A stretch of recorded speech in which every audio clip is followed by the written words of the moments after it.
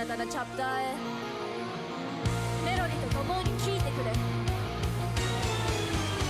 さあ行こう。俺の秘密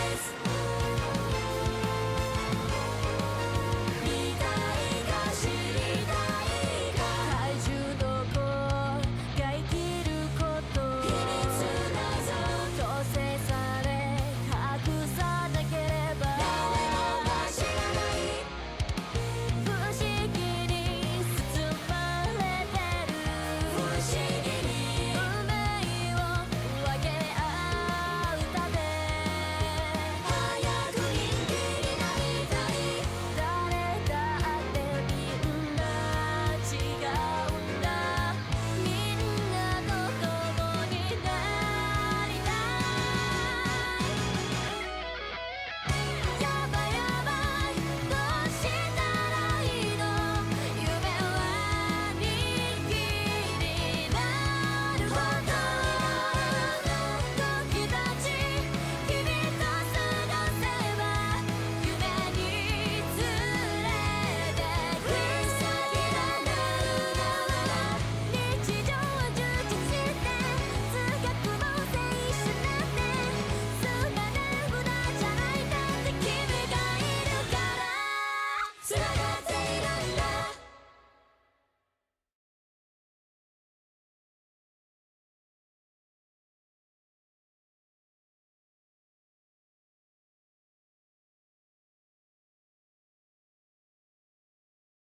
Hello, everybody.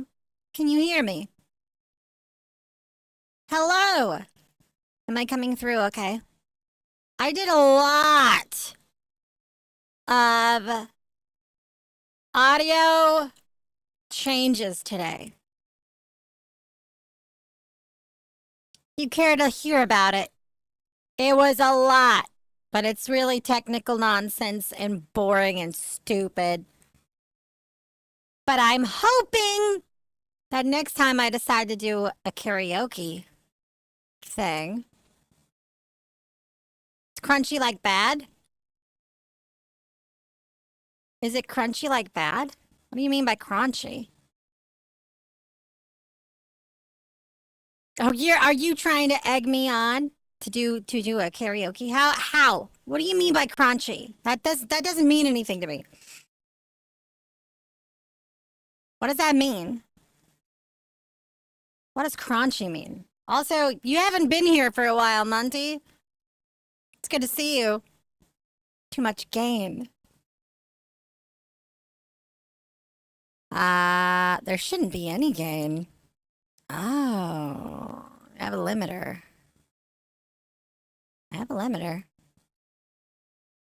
It's very strange. Is that better? Is that less crunchy? Shouldn't be crunchy.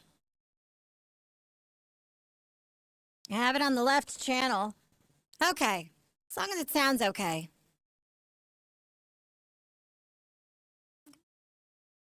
All right, good. Well, I gotta put a -1 limiter on it, or it'll get crazy. I'm a tiny bit quieter. Of course I am. The fuck? What do you want from me?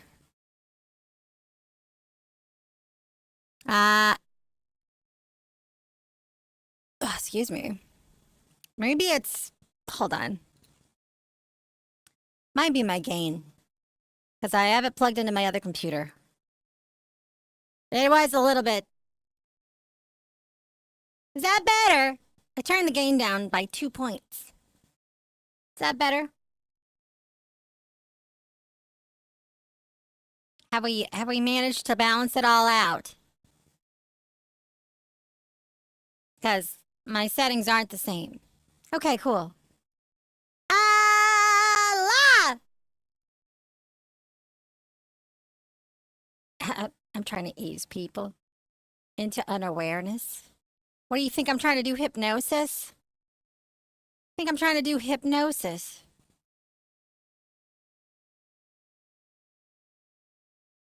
I don't do that.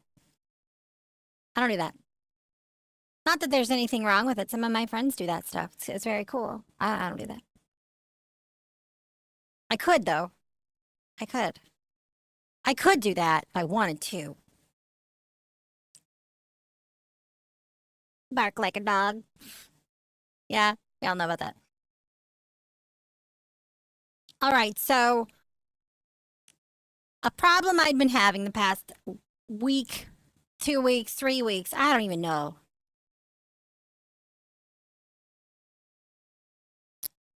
is stuff I'm trying to do on my gaming PC. The sound is delayed in my ears, so if I'm playing a shooting game, I'm not hearing stuff right. It does cause problems. When I'm doing karaoke, it causes problems. I recorded something today that was in sync. I was very happy with it. I don't know if that's how that will work, but I could just do a quick.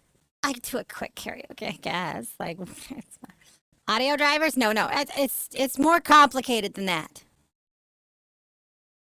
Test drive it. Yes, maybe I should test drive it. I have a 2 PC setup and I have to share things. Here's the problem. Fuck it. I'm going to tell you guys. I'm going to just do it. I'm just going to do it. My computer, my microphone, my very nice microphone and my very shitty interface have been connected to my streaming machine up until now, up until today. And I was sharing my gaming PC sound through a voice meter, which causes a delay in my ears. So I've decided today, I was like, fuck it, I'm going to try and figure this out. Now I have my microphone plugged into my gaming PC. And I'm hearing the sound from my gaming PC in real time. And then I'm sending both of those things over to the streaming PC in separate channels. It was a hard fucking thing to figure out. Thank you, Natalia Foxtail, for your help today. That was nonsense. There was so much echoing and feedback and all kinds of crazy problems, but we got it figured out. And then I changed the sync settings, and hopefully, if my recording is correct, if I tried to do some karaoke right now, it would be on time. And I could still do the same effects with it that I'm used to and that you guys are used to. In theory. In theory. Okay? But that's just a theory. We would have to test it out. I guess I could. But I don't want to turn this into a giant karaoke fest. And if it doesn't work, then I'm just going to have to do it another time. Because I'm not about to do all that kind of troubleshooting on stream. Plus, I don't want to do anything too crazy. I don't want to do too crazy of a song. Because I have a visual novel that we're going to be playing later. By ebihime. Huge. Huge. If you don't know who ebihime is, ebihime wrote the script for the lore video that I made for season 2. We love ebihime. And I've been waiting for this game for a very long time. Super stoked. Ba-da-ba-ba-bum. But in the meantime, we could test out. We could test out a song, maybe. Maybe a song or two. Maybe one. But what will it be? There's so many songs to choose from. Oh my god. Hmm. Hum. Hum.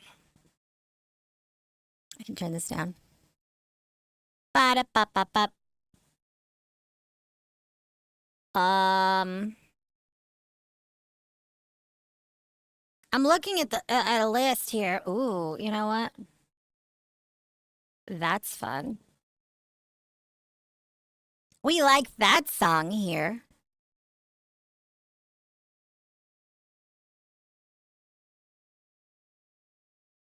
We'll try this one. If only there was a way to choose. There is. I chose it. All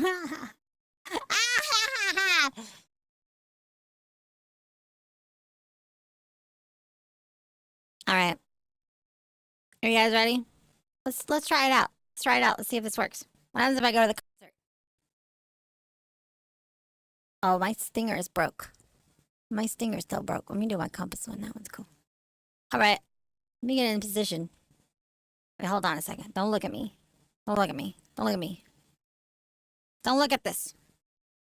You're not allowed to see that happen. I might get in trouble. So I don't like this color for this song.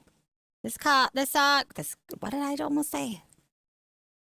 This song requires this color.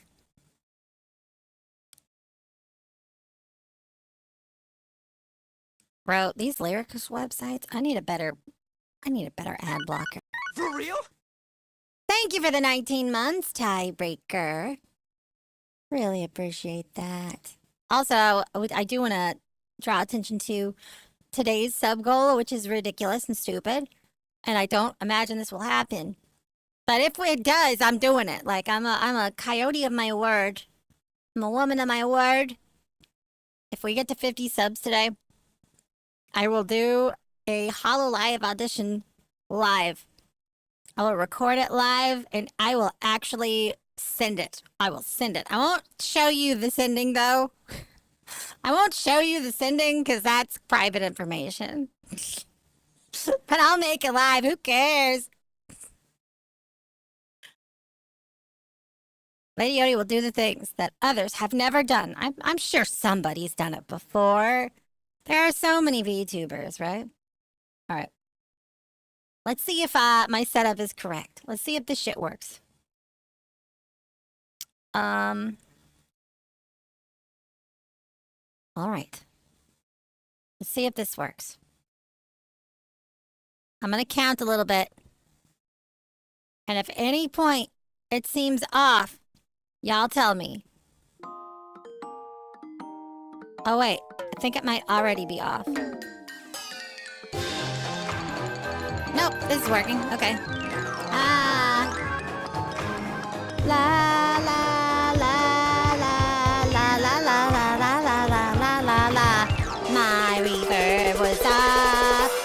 Haruka toi toi mukashima kara takubi wa hito ga hoshii hito ga hoshii to sokebu noroi no kubi wa okoranai de misutanai de doko mo kanai de ne tsuyoku shimeru kumare shimeru hito ga inai inai to isei saki desho ne ne iko desho kawaii iko desho ne ne iyo desho kurushii ne aishite aishite aishite maoto maoto aishite aishite kurushii horo ni kurushii kurushii chubaku o toite toite ne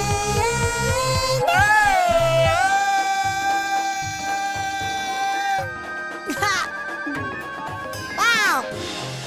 It's been a minute since I did this one. Ahem.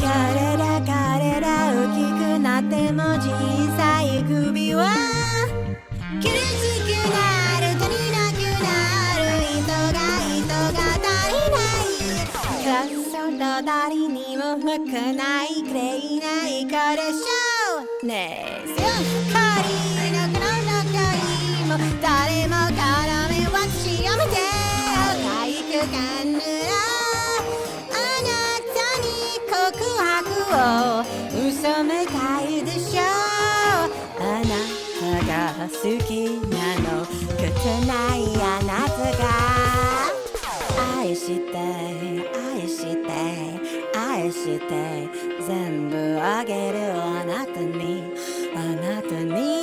全部背負ってもらうよ足りないあなたが足りない話せないよごめんなさい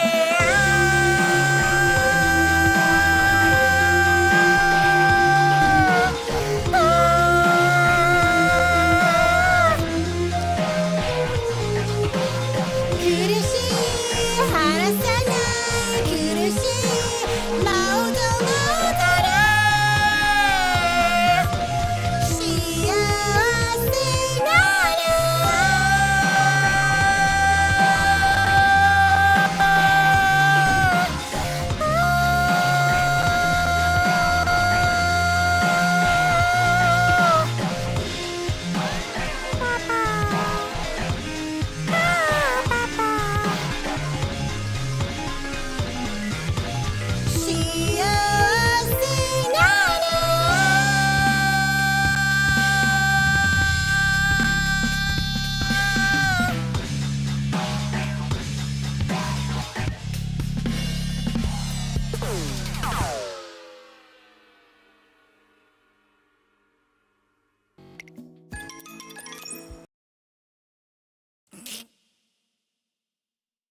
Oh! Wait, is my reverb? My reverb's on. Wait, which reverb was even on? Uh-oh. Uh-oh. I'm gonna have to put that on my to-do list. Fix my reverbs. Hi, Gimbal. How you doing? I was testing some stuff. Oh, wait. Don't look. Don't look. Don't look at me change my clothes. Don't be looking at that. Can't a girl change in peace? It's a Jeez. good time to buy in bulk. What is that? Thank you for the 5 gift subs. GS, really appreciate you. I know, I like it too, but it's for performances. Wait a second. Somebody did a resub and it did not count. Oh, resubs don't count on that goal. Ah, that's right. Because if I don't use that, it gets weird. And it says I have a bunch more subs than I do. That's why I put it there. Don't be looking. Don't be looking at me naked. That's crazy. My mom finds out you're dead. Anyway, how did that sound? Did that sound all right? Is that okay?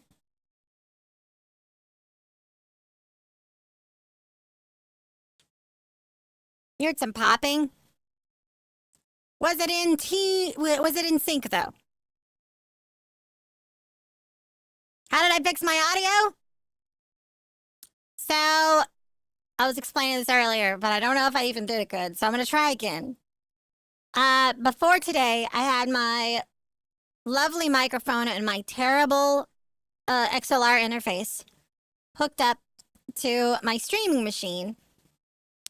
And the audio from my gaming machine was hooked up to a voice meter or whatever. I'm sending the audio over that way. But I was also trying to use the Elgato. Both ways, I couldn't get it synced up right. I don't know what the hell happened. And I think it was just a I really do think it was a problem with the Focusrite being plugged into the same machine as OBS and everything else. So I decided I was going to plug it in to my gaming PC and send it over at the same time as my game audio. And I think that worked. I think one of the bigger problems is there's a delay between me hearing the music and it actually being sent over. So even if I was singing along with what I was hearing, it was almost impossible to sync it up. I don't know what the hell happened. But hey, guess what? It's working right now. I'm not touching anything else. I'm not touching anything else. That's crazy talk. Why would I? Man, it's been a weird day. It's been a weird day. Yeah, it's pretty tricky. But if this continues to be okay, I'm going to be very happy. I'm probably still going to try to upgrade some stuff later. But for now, this is going to work. Which is fine. I use this microphone for other things. Like some auditions I did today. For stuff. I mean, I didn't do them. My good friend Allison came over. Whatever. Anyway. She's always coming over bumming off my equipment. She even made me build this dog. She made me build this dog kennel. My mom thinks it's cute. She's like, "Oh, you really are a little puppy." And I'm like, "Yep, I sure am. I'm your pet, Mom." And then she's like, "Oh, that's cute." And then she looks at me like, "I know what you're doing. I know what you're doing." I'm totally friends with the voice act. This is just like, I'm friends with Spider-Man. I'm friends with Spider-Man. He lets me take pictures of him, put them in a newspaper. I'm friends with Spider-Man. It's just like that, isn't it? That's crazy. That's crazy.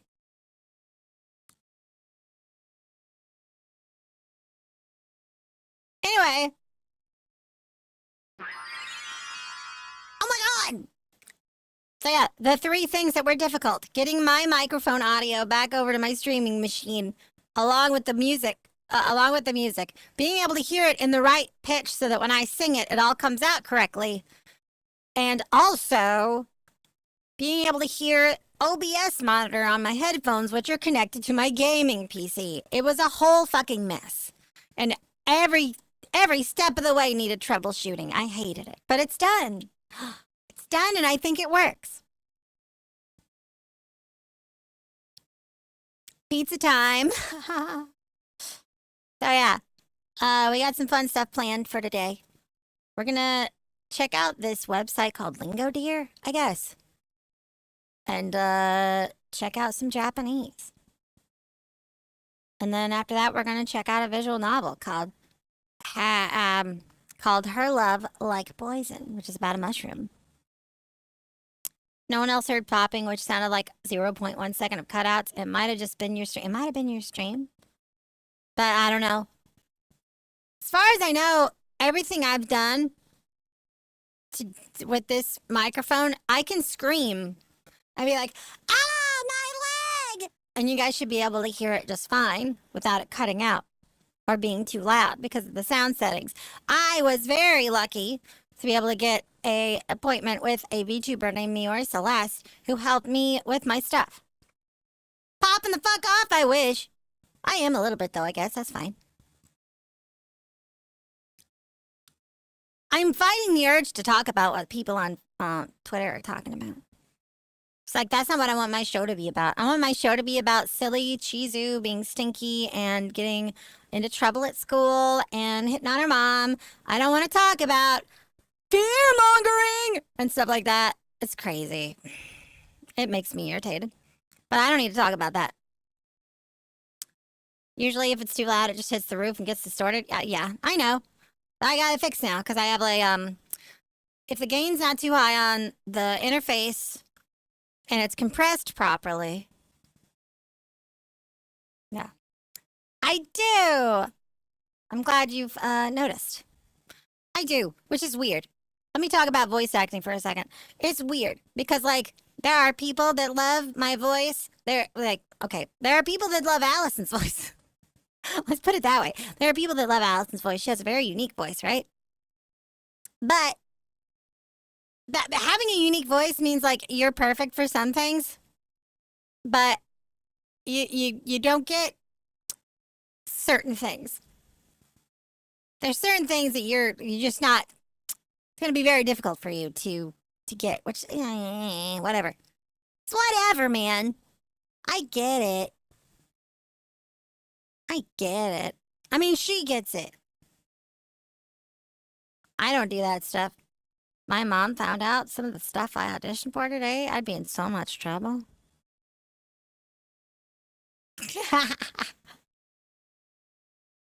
Oh, man. Agent of Chaos, thank you for the follow. Hi, Carnage.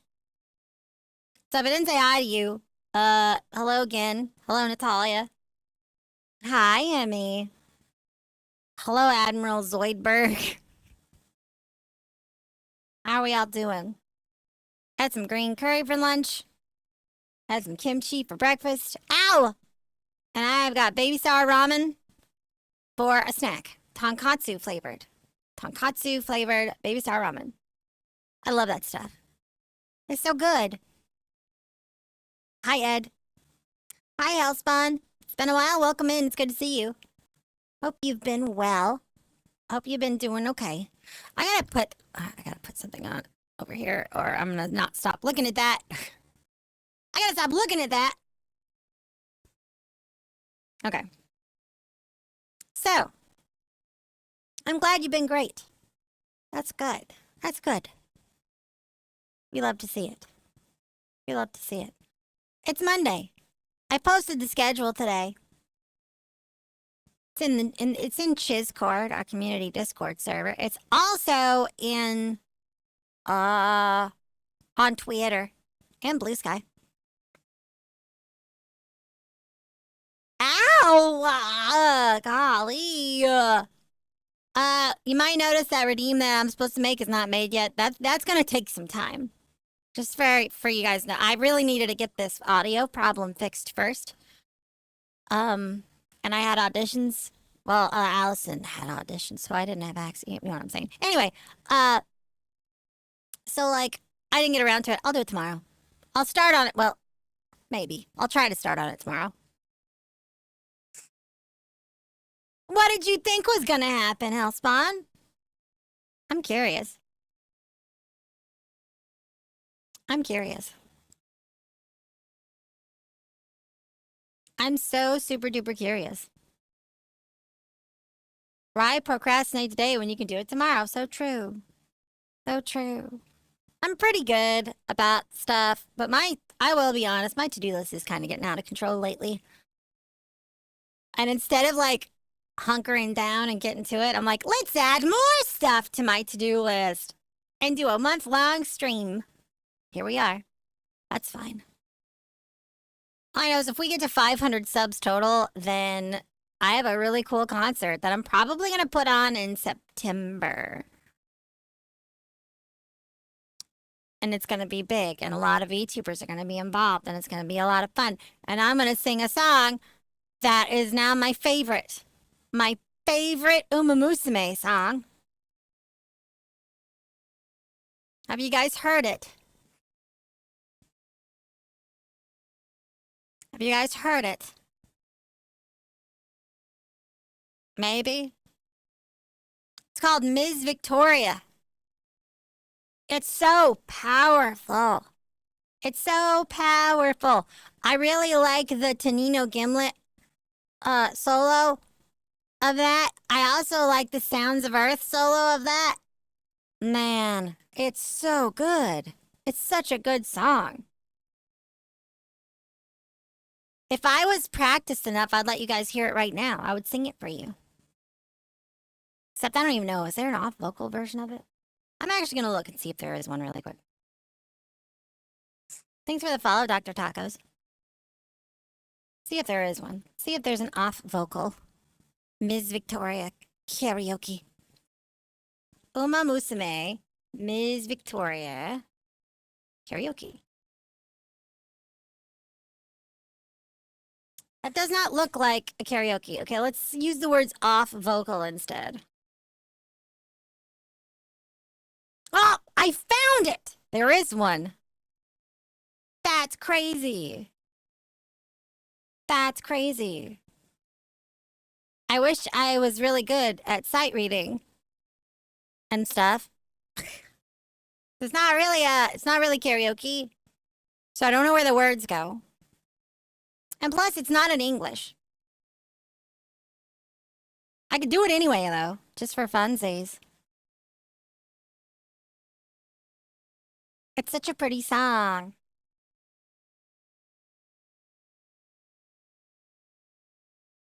Ba ba da ba ba ba ba ba ba.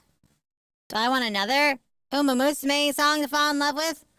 Swear to God, if you mention Bakshin. I'm gonna go nuts. 40 Cup, thank you for the follow.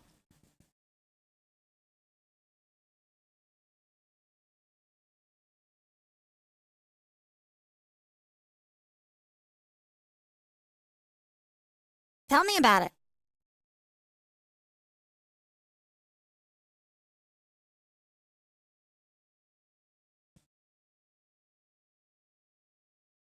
Do y'all hear the music? That is a good test. I want to see if you guys can hear this music that I'm hearing right now.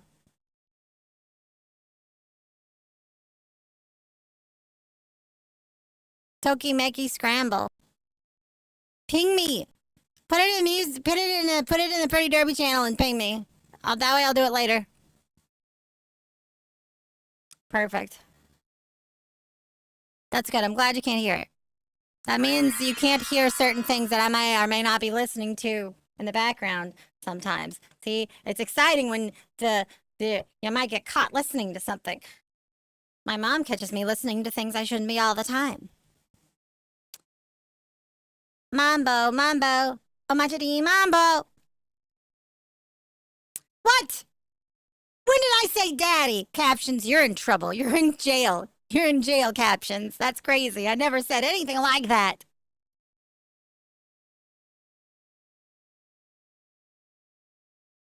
Akko, thank you so much for the raid. Hey, Madam President, have you heard of this streamer? Let's check out their channel later. I don't know how to read. Chizu once said, I do not know how to read. Thank you. Thank you for that. You know what? I'll do it. Akko, welcome in. I'm going to do a surprise karaoke again because I don't care. Short version, OBS crashed 3 times now. I'm so sorry to hear that. That's rough. It's really rough. I hate it when that sort of thing happens. That's never fun. It's never fun.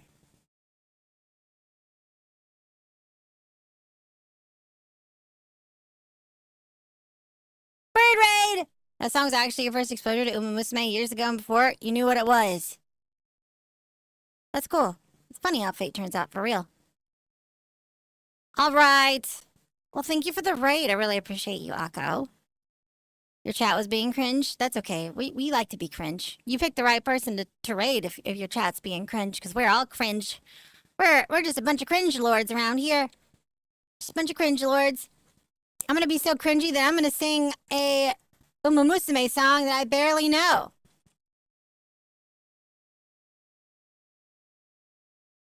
Because I don't care. It's my life. I can do whatever the hell I want.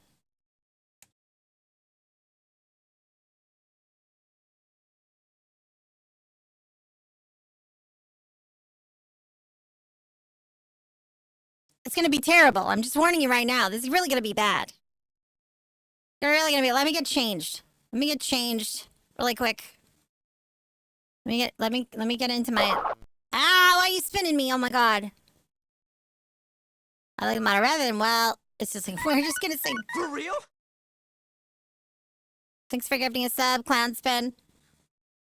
Alright. Alright. Let's see if this works. See if this works. Okay. I'm gonna try again. So I can do whatever I want. We can do music all I want. Can't stop me. Alright, so next thing is, I need to see if I can get this to work.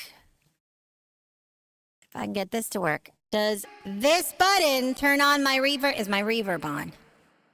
It should be. Okay, cool. We should have a reverb on. Reverb. I'm not singing tequila! I'm not singing tequila. I'm gonna sing an Uma Musume.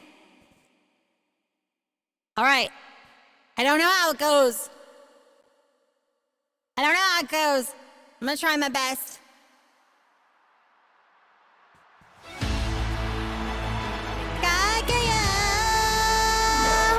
There we go. I love this song.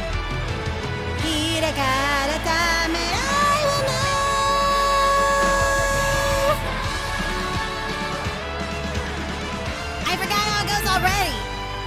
Uh-oh.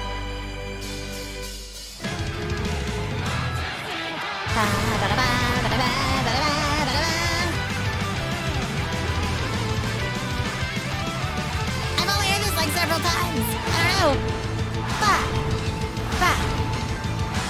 鮮烈な日々をかけた夢と切り合ってこぼさんちょちょ走ちっぽけな勇気の手を一連託しているように I did it wrong 遠い雨に風かれて自分さえ見えなくてあの時の眼差しをそのまま突き進む涙越えて走り切って先に雨の焼く勝利かつてない時代その中心に立ってる私響かせようや外交をどこまでも遮るものの後へ開かれた未来を I don't know this ちょっと手数を立てる赤 bright dreams を笑顔の見せて刻めたんだ The mystery my victory あ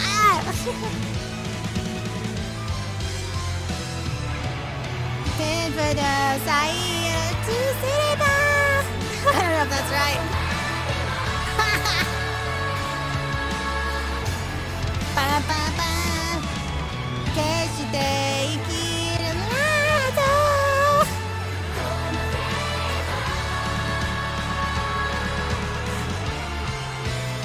What? Oh wait these lyrics have a whole extra part to them. Now that's rude. Let's get to the slow part again.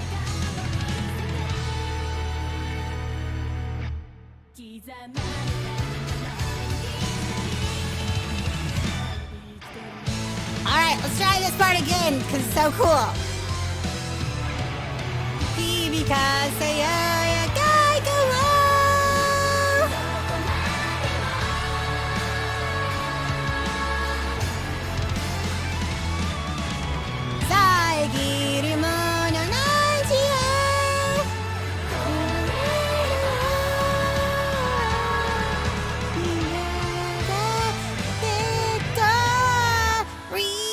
Whatever. We gave it a shot. We gave it our best shot, chat. Anyway, that song is awesome. You should listen to that song more. It's so good. My victory! Ah! It's so good. I had it in the first half. Okay, give me a break. I just need more practice. That song is so good. I should sing that song more. Yeah. You're so right. I should. If I get to the 500 sub thing, that's gonna be my favorite song I do. Hold on. Don't look at me. Don't look at me. Stop looking at me. Change clothes. Stop it. That's weird. Stop watching me. Ah. Anyway. As long as everything is working, we're good.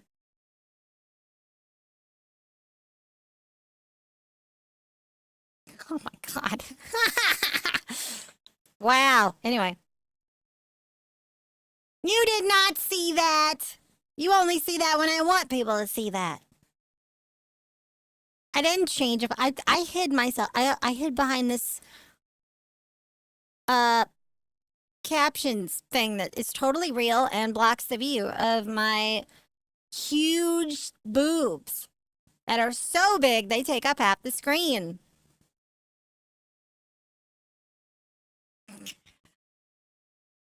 You didn't see nothing. For real. Anyway, so in a minute, we're gonna learn. We're gonna try to practice and maybe learn some Japanese. I've tried before. I know a little. I've forgotten a lot. I've forgotten more than I remember, that's for sure. But we're gonna try it out. That'll be fun. Learning Japanese. I think I'm learning Japanese. I really think so. Bum ba da bum bum bum bum. You only know basic Japanese from anime. Immersion is great if you're learning a language. Immersion is great. When I was thinking about learning Chinese, there was a Chinese VTuber I wanted to watch a lot, but I could only watch her Red Note posts, but she was posting in English. So it was really hard.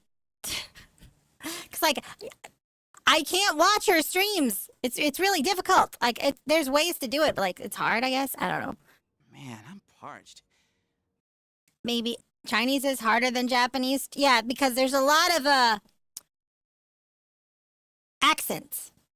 Accents is such a huge part of their language. I don't mean like, Southern accent. Let me butter that biscuit, girl. Nah, not like that. I mean like accenting of the syllables or whatever, the phonemes, whatever. You know what I mean. Like if they have this one, then you go upwards with it. You ascend. And if that has this one, you descend as you say it. And that changes the meaning. And that's cool. But it also makes it more difficult. Why are you laughing at me? Grrr.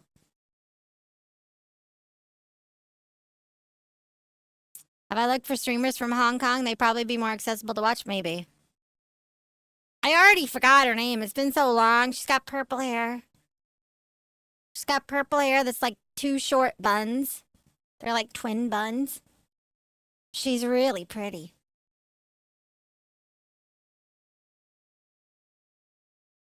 I'm not buttering anybody's biscuits. I don't have butter. Why do you think I go out at night looking for it? I don't have that. I don't produce butter. Okay? I might make jokes about it. But that's not, it'd be fun though, right? God, I can't, that must be really fun. It must be really fun to be able to do that. Just like, I don't know. I'm worried that I'm about to say something really weird or really messed up that might get me in trouble, so I'm gonna shut up. What's up, Bagel? You thought I was gonna talk about thick ropes or something, didn't you? Ah, damn it! You tricked me! Ah! Anyway. Oh my god. Do you think if a girl takes enough zinc that she can do it? You think if a girl takes enough zinc that she can splooge like that? You think that's how you think? Okay. We should probably change the subject. We should change the subject. This is getting weird. This is getting crazy.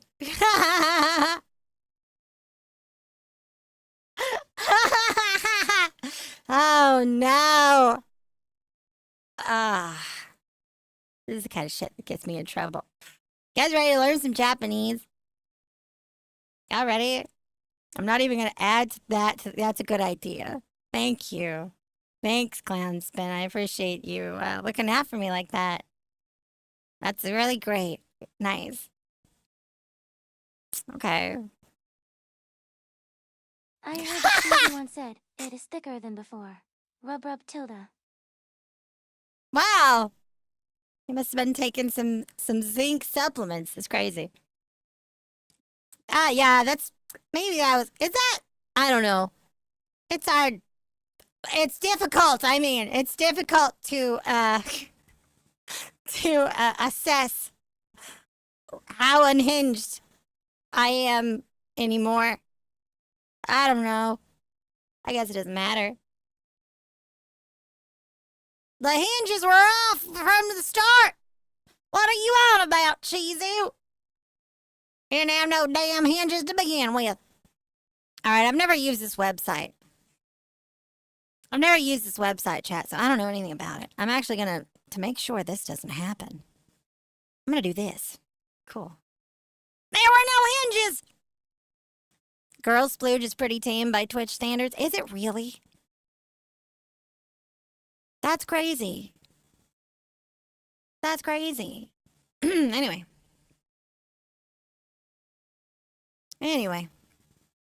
Let's try this. Ha, try another. All right, we're on a website for learning language. I should probably put some music in the background though. Damn. But if I do that, it's gonna mess everything up. Hold on a sec. What is some music that I can play that won't get me in trouble? What is some music that I can play that won't get me in trouble?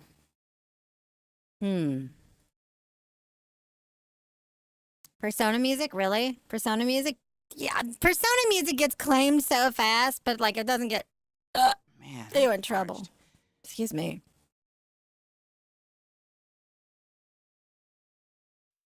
Thanks for the hydration.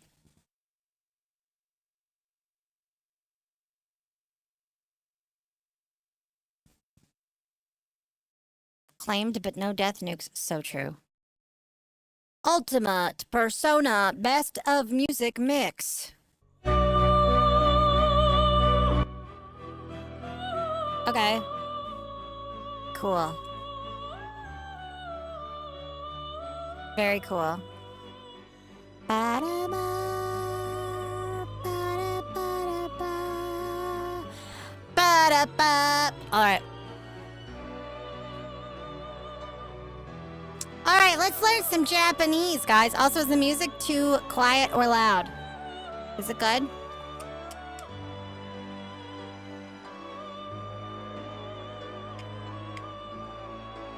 Sounds like I should be learning Latin. Ain't no way. My mom said I am not allowed to learn Latin. My mom says that if I learn Latin, then I could get into big trouble. Okay? There are things that I can say in Latin that would cause absolute catastrophes. My mom said, she said I'm absolutely forbidden from learning Latin, which is weird because when I go to the vet, she takes me to the vet and they're speaking Latin sometimes in a circle. When I'm blindfolded around me, I can hear them speaking Latin. I mean, I don't know what they're saying because my mom won't let me learn, but like I know that it's Latin, right? It's very strange. Did you forget to do your homework? No. What? You guys wanted me to do this. Don't they have a study playlist? You want me to do a study playlist? Okay. Okay, fine. I see how it is. I see how it is. Persona study playlist. Persona study music. Okay. This is just a playlist, though. How long is this playlist? Probably long enough. Sure, why not? This doesn't seem right either. I didn't grow up in the same cult as Grimmy? No. No, I did not. Here we go. Ah. This will work. This will work. How do I know it's Latin? I'm gonna have to tell your mom about this? It's okay that I know it as long as I don't know what it means and know how to speak it, right? That's when there's problems. That's when the problems arise. I have too much power, right? I'm too powerful. And she's like, it's like, listen, Chizu, there's too much potential for you to do something really crazy and dangerous. If you learn how to say these things, these incantations could really hurt somebody. It could even hurt me. And I said, well, I don't want to hurt you, Mom, so I won't learn it. And that's all we did. That's as far as we got on that one. I don't have any desire to learn Latin and be, you know. What does this mean? Nationalities. What does this mean? How does select Japan? This is Japan. I recognize this. Nihon. 日本 Aha! See? I know some Japanese. say clanker in Latin? I don't know Latin, I told you.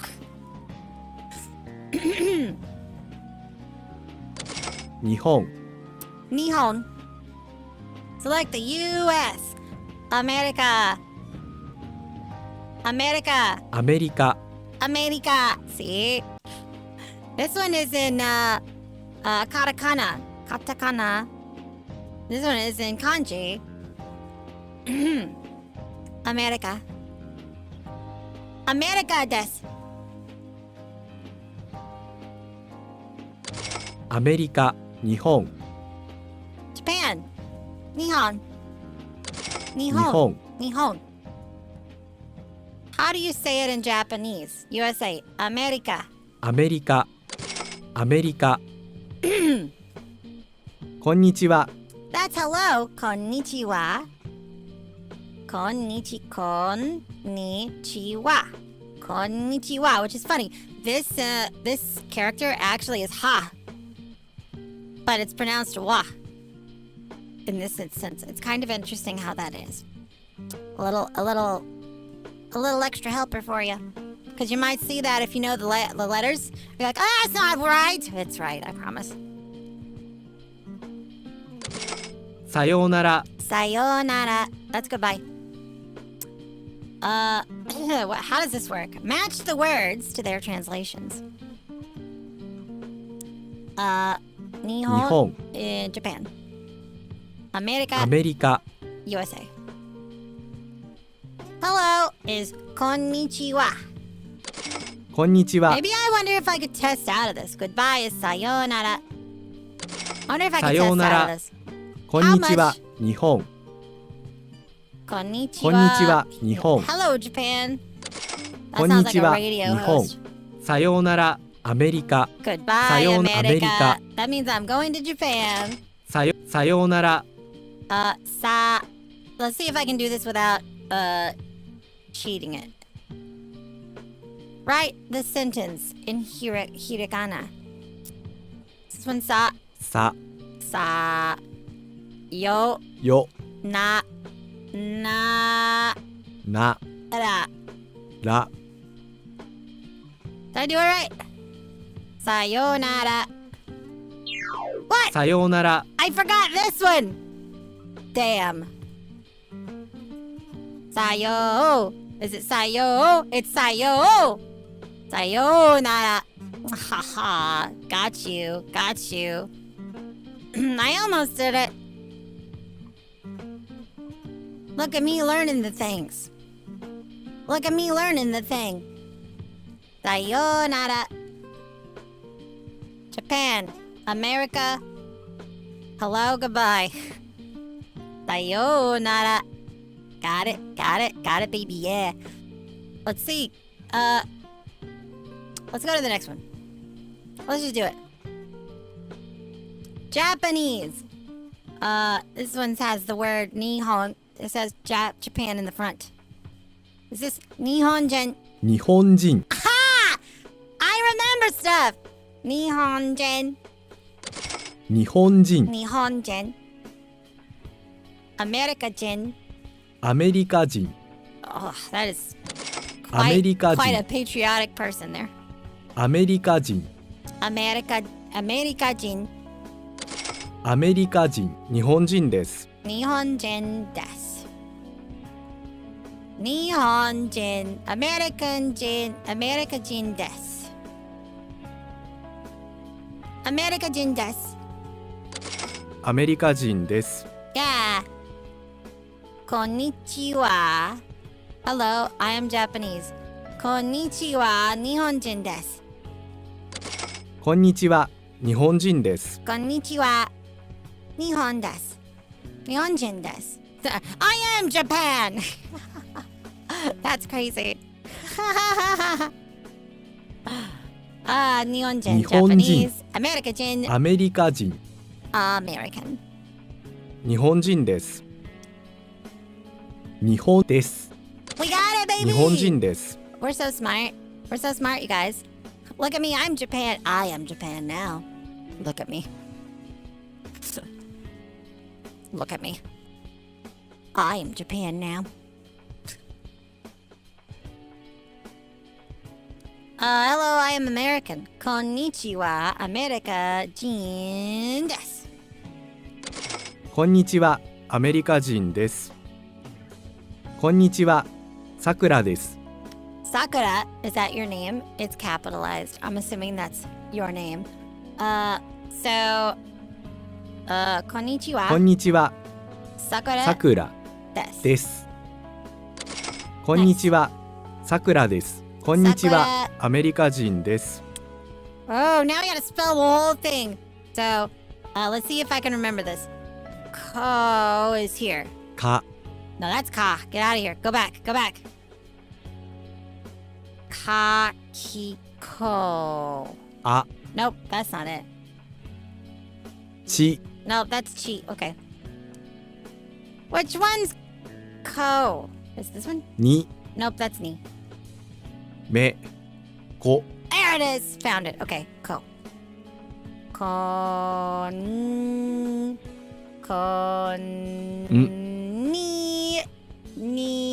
Nani? り、 Nope.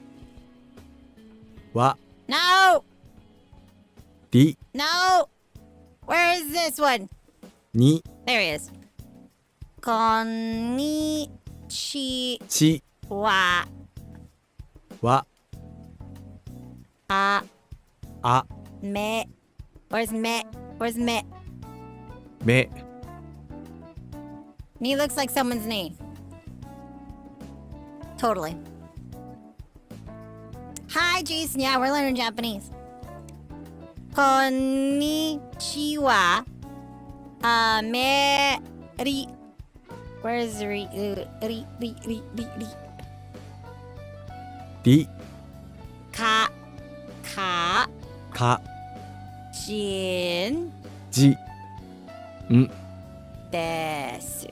です。 We did こ it! んにちは、アメリカ We 人 did です。 it! It would take me a million years to memorize this and learn to write it. I'll just text people because I like the way that I can do it on my phone, where you get each base like root of the syllable thingies, and then you go up and down to pick them. That's I can do that. I can do that. I can type in Japanese that way, but only in hiragana. But it auto completes. It auto completes in the other two sometimes. It's pretty neat. Do I learn that way? Only slightly. What I'm doing right here is basically from stuff I did like a year or two ago. I don't remember any of it. This is crazy.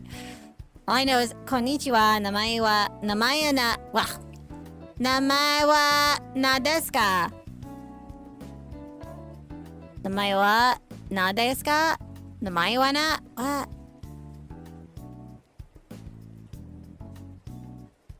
I. Watashi. 私、 Watashi. This is kanji. It's already teaching me kanji. It's not even spelling it out. It's like, this is watashi. I remember watashi. Onomai wa nan desu ka? Yeah. Nan desu ka? Kore wa nan desu ka? Kore wa oppai desu. 私、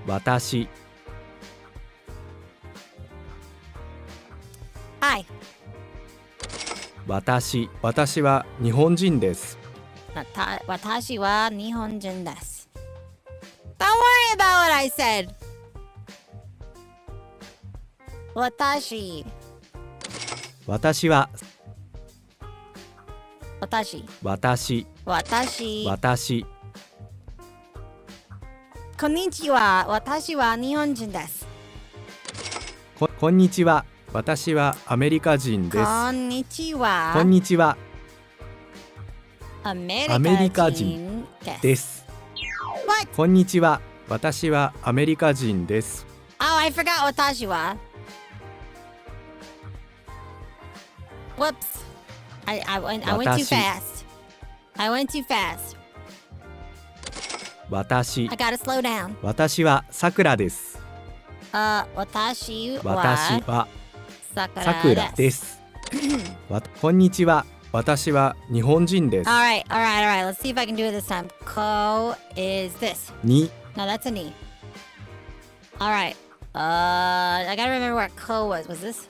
た No, what the fuck? Which one's ko? I forgot. で That's not that, obviously. こ Okay, yeah, it's 2 lines. 2 lines like that. Ko.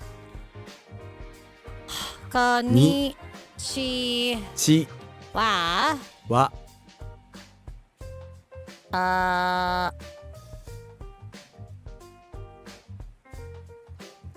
Watashi nihon desu. Is that right? I do not have that. I do not have that. Sorry. Nope. Right? Yeah, I don't have that. Alright. Konnichiwa. Oh, actually, no. I already messed up. It's konnichiwa.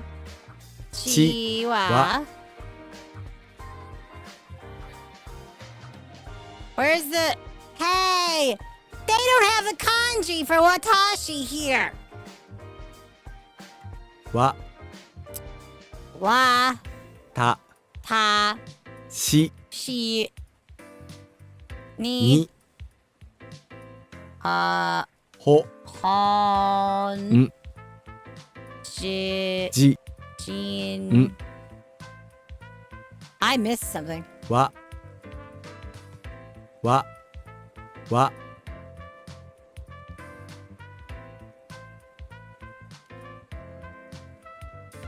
I feel like I'm gonna get this one wrong. ですこんにちは私は日本人です Konnichiwa. Ah, okay. That's right. At the front. The front. The wa in watashi is not the same wa as in konnichiwa. That's so fun.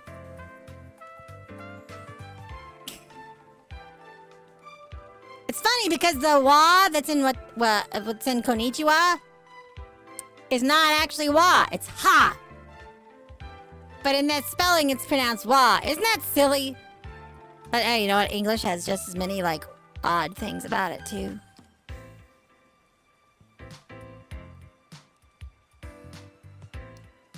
Yeah!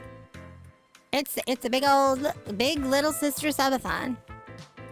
You are likely to get a gift sub if you watch during the month of August.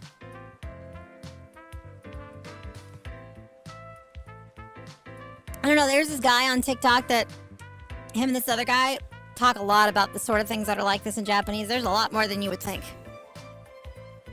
Isn't wa and ha the same thing but with a little symbol above it? No, they are different. Anyway, the United Kingdom. イギリス Igirisu. イギリス Igirisu. Igirisu Jin. イギリス人 Igirisu.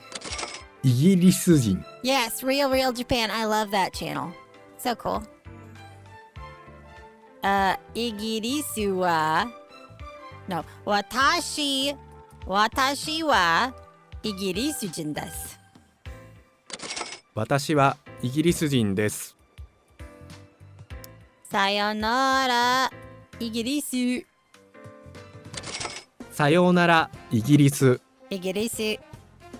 私は日本人ではありません Watashi wa nihonjin de. Why is there a de? I'm not. Ah, de wa. Not watashi. Not de. Not watashi arimasen. De wa arimasen. Arimasen. Wait. Arimasen? That's like no. No, the opposite of what I just said. Arimasen.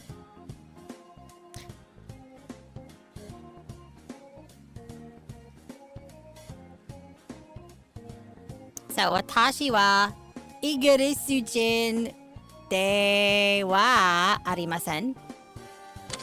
私はイギリス人ではありません Igirisu jin de wa arimasen. Watashi wa America de wa arimasen.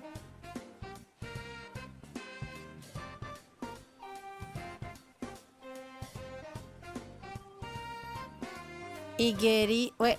Oh, the I is implied. That's why it's there. That's why there's no watashi. Cool. Okay. Igirisu jin wa desu. Oh. 私はアメリカ人ではありません。 Ah, cool. 私は Okay, okay. ア Got メリ it, カ got 人 it, では got あ it. りません。 Nice, nice, イギリス nice, 人 nice. です。 Nice, nice, nice, nice, nice. Okay. Igirisu-jin イ is ギリ British. ス人。 Whoa! British. Igirisu イギリ is ス。 United Kingdom. I am not Japanese. 私は日本人ではありません。私は日本人ではありま私せん。は日本人ではありません。私はアメリカ人ではありません。イギリス人です。私はアメメリカリカ人人ではありません。イギリス人イギリス人です。私はアメリカ人ではありません。イギリス人です。I think I understand why you dropped the I here. It's because you're saying it here. You say, 私はアメリカ人ではありません。イギリス人です。It's like, oh, okay. Like if you were gonna just literally translate this, it'd be like, I'm not American. And British. That's why that's there. I like that. Okay, cool, cool, cool, cool. 私はアメリカ人ではあり Now I ま gotta せ spell ん。 it all イ out. ギリス人です。 Alright, alright, alright. That's why I was having problems with that because it's not spelled out. It's a freaking kanji. Feels very German. State the subject first always? Perhaps. I don't know. Alright. Wa. は Wa. Wa. Ta. せ Nope, that's it. Where's ta? I wish I could like put these all over. Oh, wait. Write the sentence in hiragana. Please install the input method of the... Okay, I can't do that. Japanese is mostly subject, object, verb. Okay, yeah. It makes sense. Yeah, because des is like is, and you put it at the end. Is a verb. So like that makes sense. Japanese is hard to learn, especially since it's broken up into multiple groups, but Japan is my dream place to live. I think I'd like to visit. I don't know if I would want to live there. I would have to make a lot of life changes before going there. Plus, I don't know if my mom would be comfortable living in Japan. The types of curses there are a lot different than the types of curses in America, because America is not as old in that way. But like the curses that are here, she's pretty used to them and knows how to like deal with that kind of stuff, you know, just from being from here. She's just not familiar with those curses. You know what I mean? You know what I'm saying. You know what I'm saying. She'd have to hunt a lot of yokai. I'm going to ask her about moving to Japan. Yokai are sexy. Some of them anyway. Alright. Wa. ま That's ma. Where's ta? じ Okay. い That's e. ぎ Ki. りすじ Why is my brain like blanking し on what the ta is? じで These are all ins. せまでありわ Where's ta? めあわた Okay, I found it. It was the last place I looked. Wata. Wata. し She. Watashi. Wa. わ A. あ Me. ま No, that's ma. Me. ぎ Me. め Me. Ri is り America. か Jin. じ They wa. They.で They. Because it's got the two. Can change the word order around for stylistic or emphasis reasons. Oh, good to know. Okay, watashi wa. Watashi wa.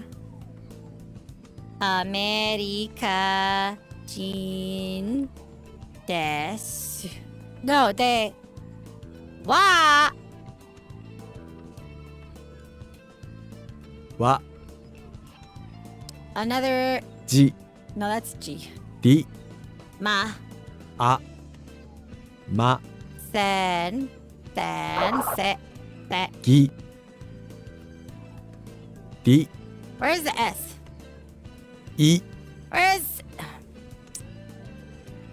Shoo-wee, this one's tough. すせんではありません。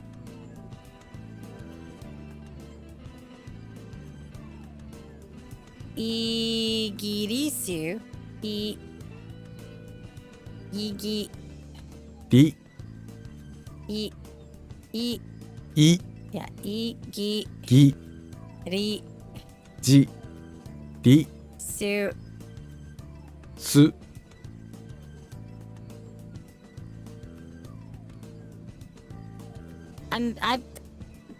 am I gonna have leftover letters? で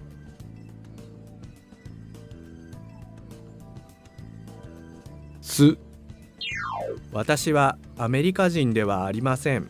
イギリス人です。I don't know. I got it until here.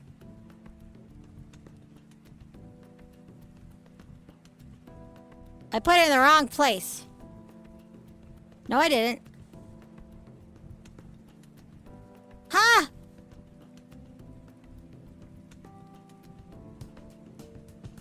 I should have put this here.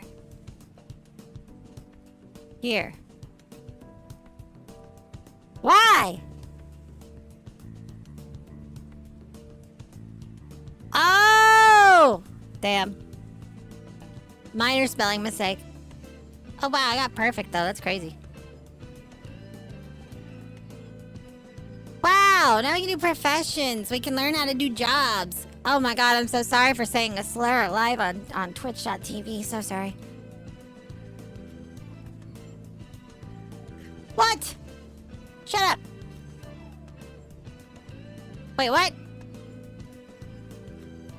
Wait, is that all it'll let me do? What does that mean? Is that being serious right now? Is it seriously like, you can't do this right now? Are you serious? That's it? I'm about to crash out. I'm about to crash out. Are you serious? What if I go to Japanese too?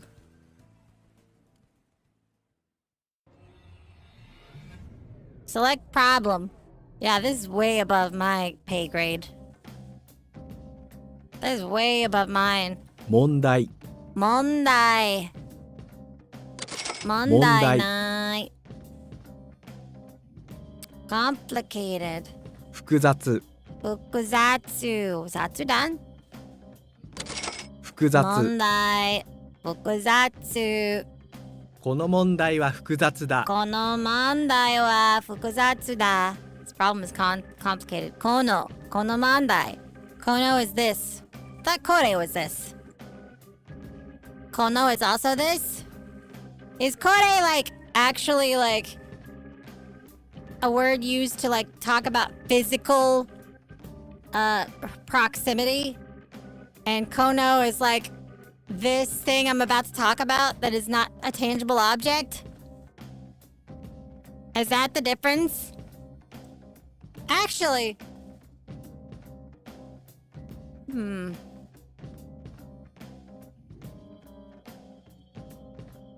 Huh. So kore is where? Kono is what? Well, not nani is what, but you know what I mean. Kono is like dealing with the what? I don't know. I kind of understand it. この問題は複雑だ. Select place. 場所場所 is place. 場所 Dangerous. 危険 What? やばい危険危険この場所は危険。Uh-oh. This place is dangerous. この場所は危険ない? Is it ない or だ? It's だ. Isn't it だ? Yeah, it's だ. この場所は危険だ。この場所は危険だ. This place is dangerous. This problem is complicated. このwhat? Which word? Oh, which word doesn't belong here? この問題は it's た doesn't belong. この問題は複雑だ。複雑。複雑。複雑。複雑。これは複雑な問題だ。これは Okay, so how come this one is kore? But kono is what? Why is it kore now? This is the same sentence. Oh, wait! It's different! Oh! Okay!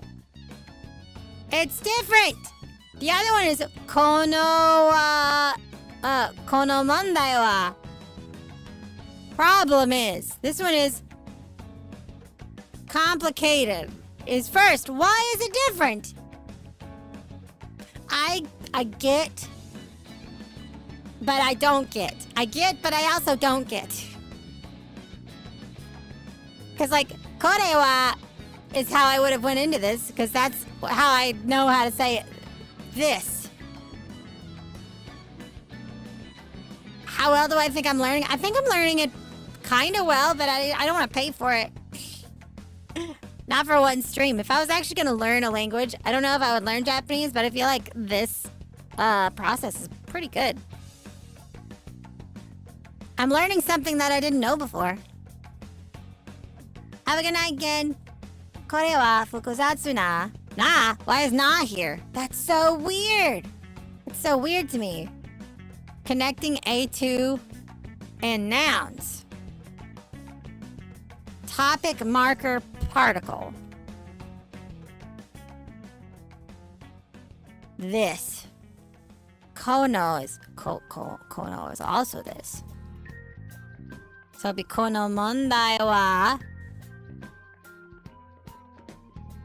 But because of the way it's worded, this is included when it wasn't before. Da, be. Two ways in a sentence. In Japanese, the polite form and in the plain form. This is the plain form. Oh! Okay, so this is more informal. It is more casual, used with our family and friends. Plain form, present form. Okay, the issue is complicated. This place is a school.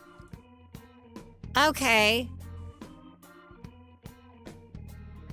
Thank you, Brennan. Appreciate you. これは複雑な問題だ。これは複雑な問題だ. This is a lot. 危険。危険 is dangerous.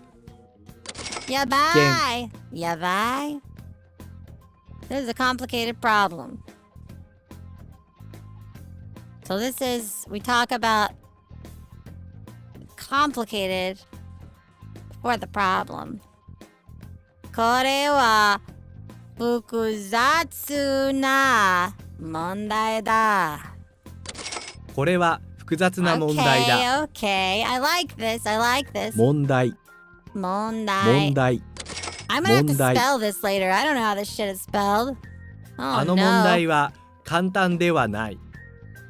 ではない is like the anti. Like it's not. Problem isn't simple. So 簡単 must mean simple. Problem is simple. That problem. あの not あれ no. But if we were to switch this around, let me guess. Let me guess how this would be. Let me give this a guess about how this would be written if it was the other way around. Right?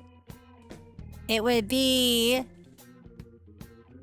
あれは簡単な問題ではない。Is that right? Is that a more informal? Because this is the formal way to say it, right? Am I learning? Is this correct? 問題は簡単ではない。Safe is 安全。安全。Yeah, but it's 安 even 全。 less formal. 安全。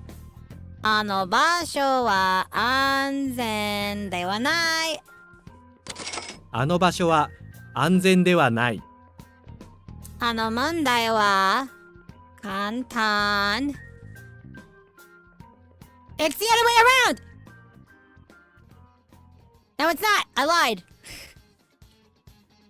問題は簡単ではない。あれは簡単な問題ではない。I was right!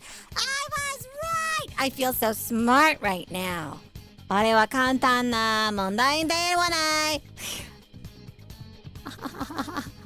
I'm a genius! 安全。安全 safe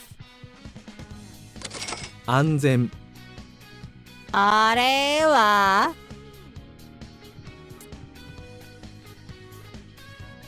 簡単な問題ではない。あれは簡単な問題ではない。Look at me! Alright. 複雑。複雑。複雑 is complicated. 危険 is 危険 dangerous. 安全 is 安全。 safe. And 場所 is place. 場所。This place is dangerous. Let me see if I can. I'm not gonna look at the screen. This place is dangerous. Nah, this is the one that's like not the. If it was this is a dangerous place, it would be これは. This is kono, so it's kono basho. We're talking about the place first. Kojo wa kikenda. It's the first one, right? Dangerous, kiken. Yep. こ Haha! の場所は危険だ。あれは簡 That 単 is な not 問 a 題ではな simple い。 problem. あれはあれ簡単なは、問題ではない。あれは、あれは簡単な問問題では題ではな。ないい。あれはあの場所は安全ではない。Where's ah? あ No. の All right. Place. Ano. So we're doing ano, subject, adjective, dewanai. Dewanai at the end. Ano. Wait. Ano. Basho. Ba.ば Haha. Ba. Show. Show. しょ Ah, man. I remember this one because it's shio. Show. Basho. I feel like a fucking genius right now. What the fuck? Okay. Ano. Basho. Wa. Right? Wa. は Basho wa. Safe is ah. あ Mm. んぜ Then. ん Anzen. Is there an A there? Oh, wait.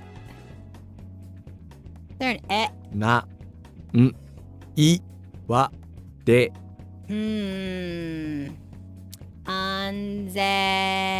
ん I feel like I'm gonna mess this up just because I don't remember how Anzen is spelled. I think it's A-Z-N.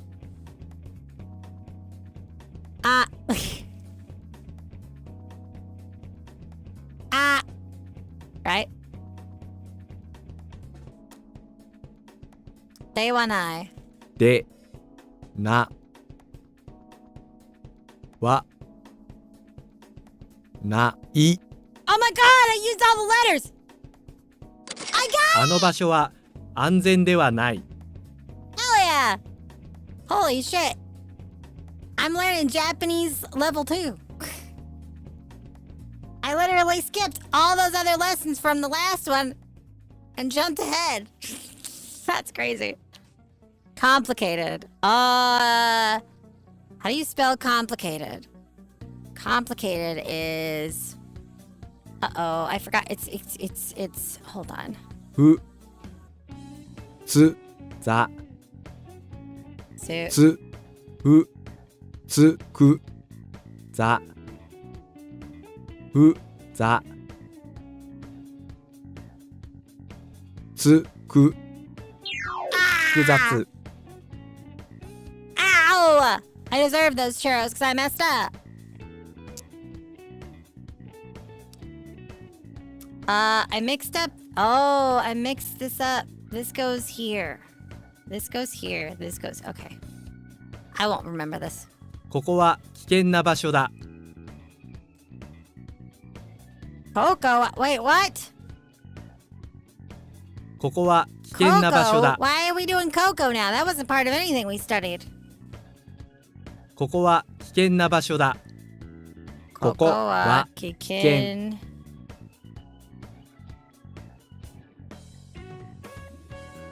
ここは危険な場所だ。な場所だ。 What? ここは危険な場所だ。これは複雑な問題だ。これは複雑な問題だ。 Fukuzatsu. Oh, that's right. Fukuzatsu. I couldn't remember the word. All right. This. これは複雑な問題だ。 All right. Where's Ko? Ko. I'm looking for you, Ko. れ That's not Ko. く That's Ku. Where's Ko? だ Why am I blind? なれ That's Ki. も No, that's Mo. It's Mo. い Whyざ am I losing? こ I can't. Ko is the two lines. I keep messing this one up in particular. This one in particular. Ko. Okay. これは複雑な問題だ。 Kore. い No. れ There we go. Kore wa は fukuzatsu? これは複雑な問題だ。ふ Ku く za だざざ su. Su. つ Fukuzatsu na. いな Fukuzatsu na. これは複雑な問題だ。問だい題だ。だ Nice. これは Okay. 複雑な問題だ。 Oh boy. この問題は My brain 複雑だ。 My brain hurts, chat.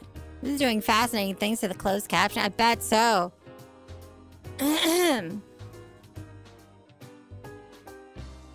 Ba ba ba ba ba ba ba da ba da ba ba ba da ba da da do ba do da da da do boo boo boo boo boo.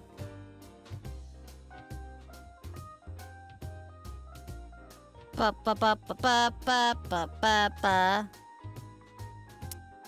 All right.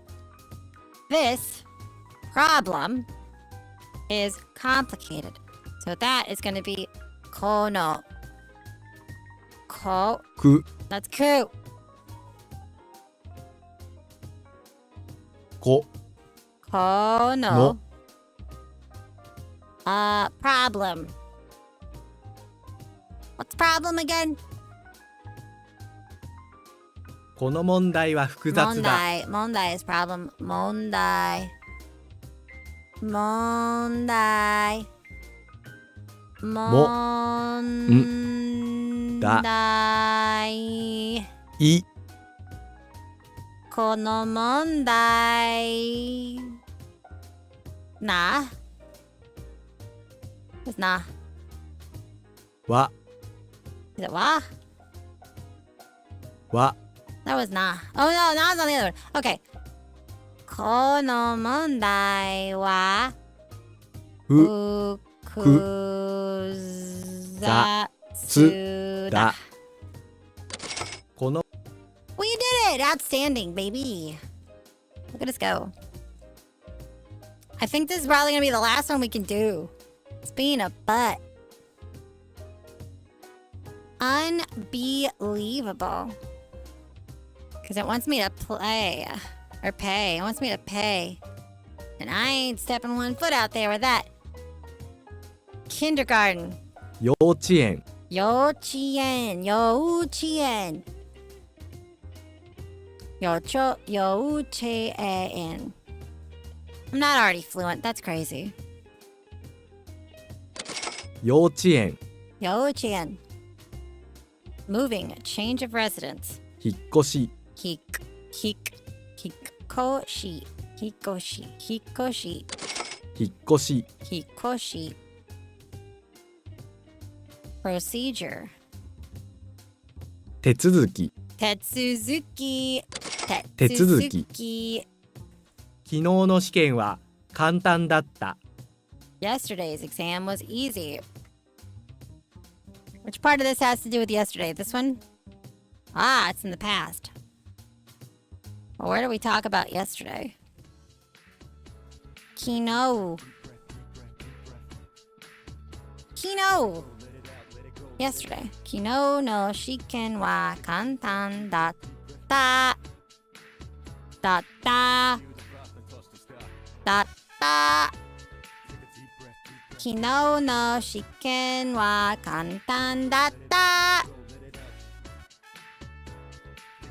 昨日の試験はだったんだ。簡単だった。昨日の幼稚園幼稚園。幼稚園幼稚園昔ここは幼稚園だった The past. Here. Kindergarten. Mukashi. Long ago, Mukashi. The past. In the past, there was a... This was kindergarten. This... Koko. This place was... Okay. In the past, long ago. The past. Here, this place was a kindergarten. Hi, Play Cuddles. Mukashi wa mukashi da. The past is the past. Ha ha. That's funny. Mukashi wa mukashi da. Mukashi da. If you wanted to, if somebody apologized to you and they were like "gomenasai" and you wanted to say it's in the past, would you say "mukashi da"? Mukashi da. Ah, mukashi da. Mukashi da. Did you say that? Is the past? Is that how you would say that? If you wanted to forgive somebody and be like, it's old news. Like, that's ancient history. You'd say, mukashi da. Is that how you would do that? Probably not, but that's what it would, I mean, that sounds like a funny translation. If you said that to a Japanese person, they'd probably look at you funny then, right? It works for fictional characters. Oh, you mean an anime? So in an anime, saying that would be fine, but if you said that to a real person, they'd look at you funny. That's just like going up to a real person at the store and be like, haha, Rizzler! Haha, yeah, baby. They'd look at you like you're fucking dumb. I mean, right? Yeah, good thing I'm an anime girl. Alright. Mukashi koko wa kiken na basho. Long ago, this place was a dangerous place. Basho. Kata. 昔ここは危険な場所だった。 No, datta. No, 昔 datta. ここは危険な場所だった。 Oh, kiken na basha. Oh, okay. We're adding adjectives to this now. That's okay. Okay. Okay. Mukashi koko wa. Long ago, this place was dangerous. Kini shinai da kudasai. Please don't worry about it. Okay. Kudasai, please. Kini it shinai da. Don't worry. Or it's like ni shinai da, not worry. It not worry, please. Is that what that means? Like literally? Kini surana, suruna, suru. Shiranai. Shiranai. I don't know. Shiranai. Shiranai. Des. I don't know. Alright. Moving on. 昔 Mukashi koko wa youchien datta. 昔引っ越し Hikoshi. 引っ越し That's moving, right? It's 引 moving. っ越し Change of residence. Tetsuzuki. 手続き That's 手続き right. Procedure. 引っ越しの手続きは複雑ではなかっ All た。 right, now we have the word of here, indicating possessive. Procedure of moving. Moving's procedure. Moving, no. No, it's... Yeah, okay. Hikoshi no tetsuzuki wa fukuzatsu de wa nakata. Was... Oh, wait, what? Why is this one different than datta? It's like de wa nai. It's the difference between de... Or da and de wa nai. Now we have de wa nakata. Okay. It's a big... Wow. Why are we using this?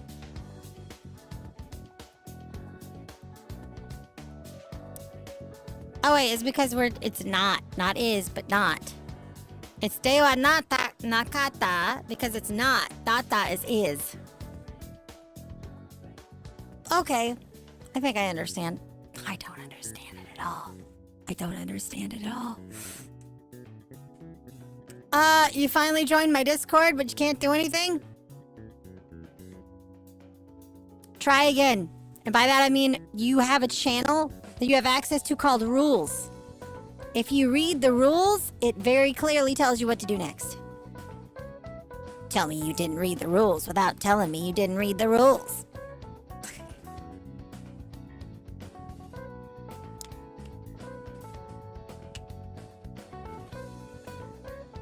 Past negative form. Gotcha. Past tense negative. Hikoshi no tetsuzuki wa fukuzatsu de wa nakata. Mukashi koko wa anzen de wa nakata. 昔 The procedure of moving wasn't complicated. So moving first. Hikoshi no tetsuzuki wa fukuzatsu de wa nakata. 引っ越しの手続きは複雑ではなかった。昔ここは安全な場所ではなかった。 Oh my god, it's all coming together. Mukashi koko wa anzen na basho de wa nakata. Mukashi koko wa anzen na basho de wa nakata.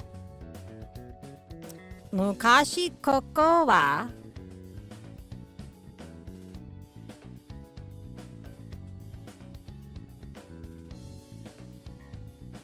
Wait.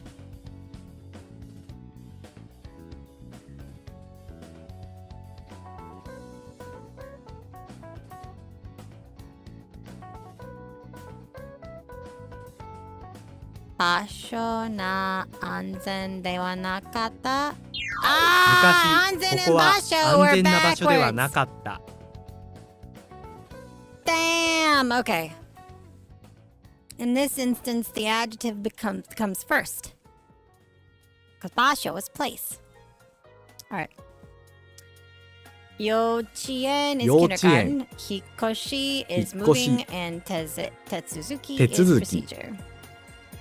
Long ago, this area was dangerous. Mukashi, koko wa kiken datta. Datta. Ah, there we go. I こ almost こ messed は that one 危 up. 険だった。昔あそこは病院ではなかった。 Hospital. Asoko. Asoko. Asoko. Mukashi. 昔 That place. That place. That. あ Asoko. そこ That's what that is. Asoko. Asore would be that in a different way. Okay. What's up? Gotcha, everyone. Alright. Mukashi Asoko. 昔あそこは病院ではなかった。は昔あそこは病院ではなかった。病院ではなかった。Got it. 病院昔 is あそこ hospital. は病院ではなかった。病院 that's hospital. 病院。昔ここは幼稚園だった。 Oh, now I gotta spell stuff. This is where I'm gonna fail. Where I'm absolutely gonna blow up. I'm gonna explode. Alright. Mu. む Mu. Ka. Ka. Where's ka? か Shi. し Mukashi. This would be Mukashi Koko ここ wa は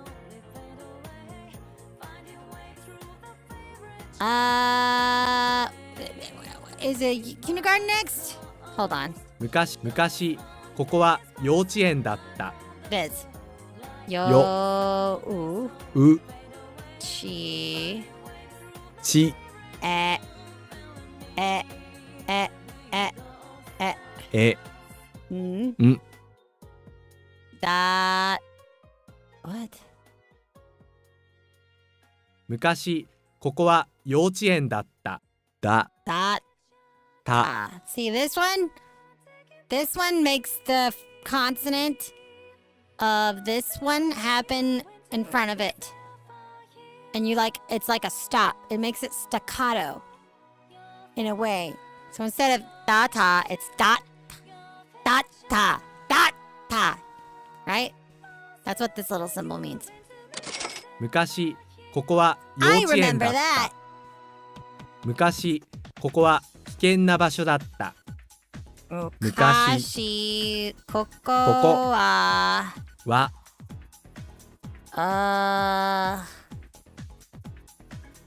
place is implied.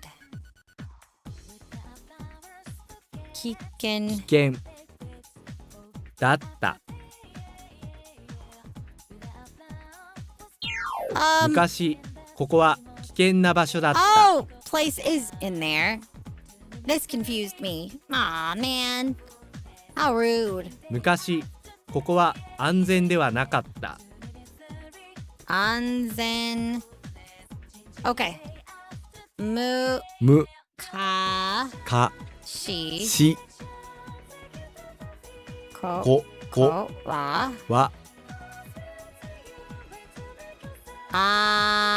anze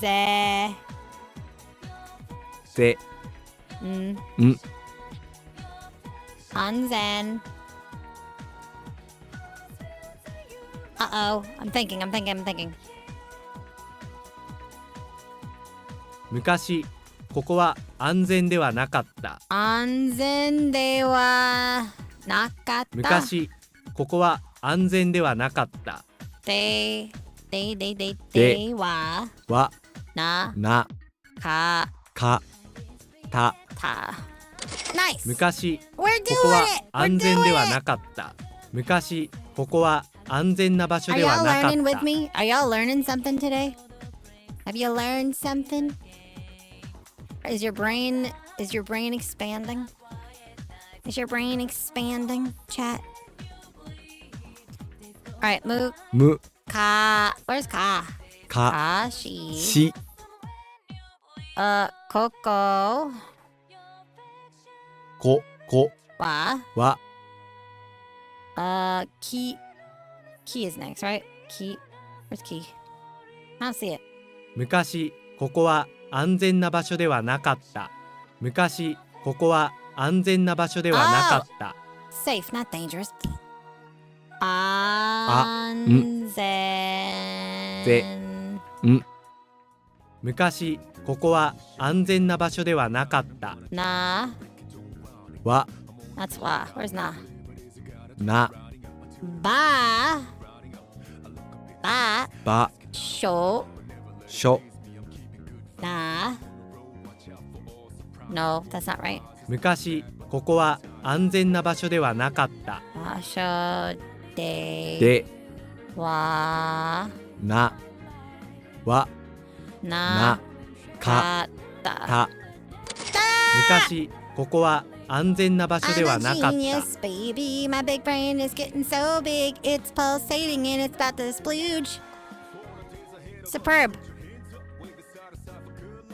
Alright. It probably won't let me go to the next one. It will! I can go even further beyond! I don't know if I want to, though. It's break time. I think it's over. We're done. I think I'm done learning Japanese. We're gonna go to the visual novel. I think I'm ready for visual novel time. Don't kill me. Ba-da-bo-bo. I felt like I learned a little bit about Japanese today. Just slightly. Let me go over here for a sec. That was fun. Ba-ba-ba. That was cool. That was cool. Are you proud of me? Are you proud of me? I'm proud of me too. Maybe someday I can learn even more stuff.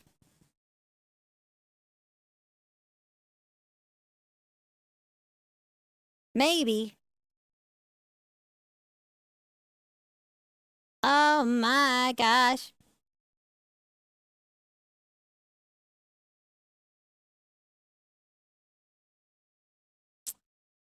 One day I'll have a Chizu. Maybe you will. Maybe it'll happen sooner than you think. No promises, though. No promises, though. A Chizu playmat. Chizu mousepad with a booty on it. Maybe even a Dakimakura if we get to the stretch goals. Just saying. Ah! Whoa, whoa, whoa, whoa, whoa, whoa, whoa, whoa. Ouch! Duolingo fell off, but if you want my honest to God opinion, I think it's a bit lackluster if you're looking to get seriously fluent. I mean, I understand the best way to do it is to read a lot and to immerse yourself. I think they were looking at it in a way of like, oh, you'll figure it out, because I jumped ahead a lot. And so when they were changing the words kore wa and to auto, whatever the fuck they did. When they did that, I had to figure out what was going on myself. I got it, though. Read doujins to learn. Oh, that's a great idea. Oh, that's a great idea. I'm gonna ask my mom for some after the stream. Some spicy ones. I can't wait. I can't wait to learn how to talk about gooning in Japanese.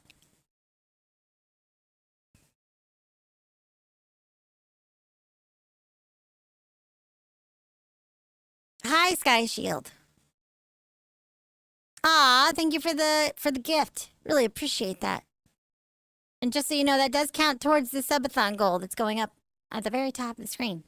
You contributed to that. Thank you so much. And thank you, Toxic Viper, for the follow. What did you just follow to? I don't know.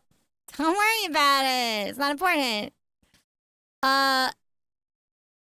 So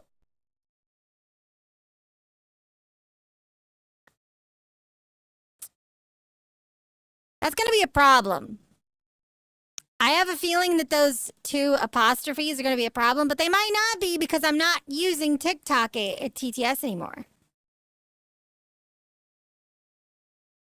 Somebody should, do an experiment. Thank you for that, Pat. So, well, I'm just gonna pick a random one. That's just gonna pick a random one. Oh my god, and what a one. Oh, I heard that Chizu once said, "Yeah, baby, I am built like a gusher. Take a bite, and I will squirt." why did you say it like that? She was like, yeah, baby. Why did she say it like that? The past is the past, they said. Funniest thing I ever heard. Ah, cool. Okay, quotations are back in the mix. Apostrophe check. Baby, let's go. You're crazy, Hoji. You're crazy. Right? Why did she say it? Yeah, baby. Why did Emmy talk? I love. I'm gonna miss a lot of things, but I'll tell you what. Emmy's new voice is so fucking great. The way she says some shit is wild. She is corrupted. It wasn't my fault. Don't blame me. All right. She was like that when she got here, I swear.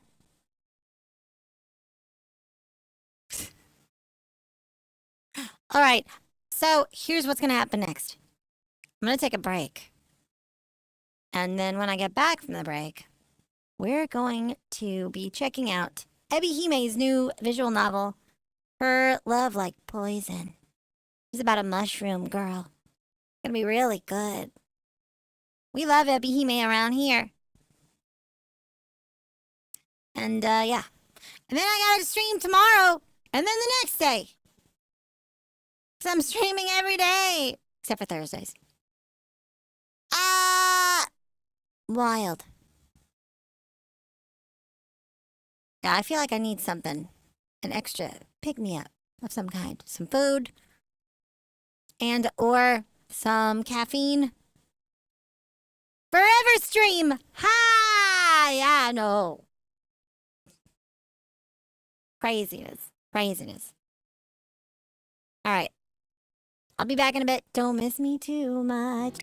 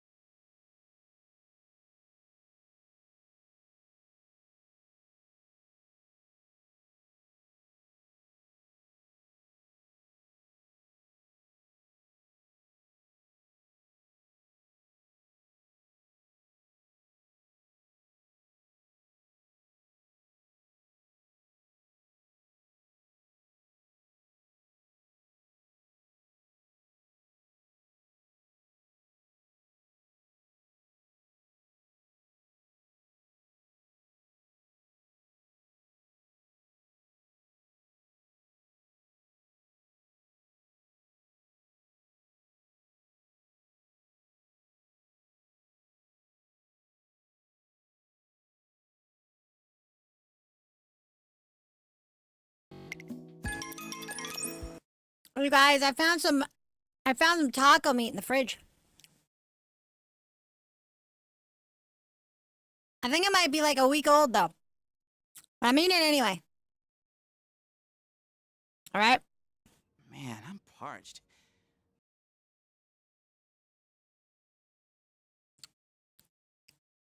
My mom's taco meat. I just love chowing down on my mom's taco meat. That's spicy. That's a spicy thing. I shouldn't say stuff like that. That's crazy. That's crazy. All right, you guys ready? I'm gonna chow down on this a little bit more though. No, it's not. I'm hungry. Okay. Except Chief E. I'm wild. Yeah, I know. I'm a coyote. What am I eating? I'm eating my mom's week-old taco meat. It's pretty banger. It tastes pretty good.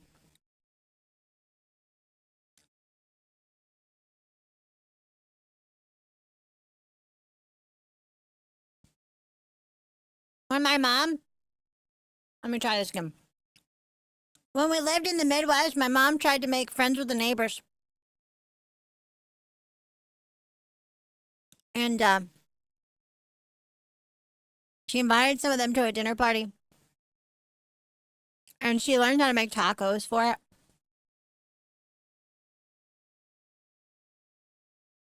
When we moved out here, she decided not to do that anymore. Making friends with the neighbors was too much trouble. They asked too many questions. And also, I didn't like wearing the hat. She was always on about me wearing this hat around strangers or like neighbors or to school. She didn't want me to show my ears to people.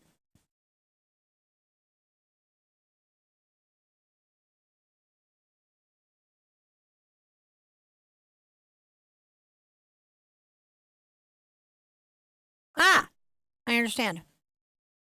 Got it, Chiefy.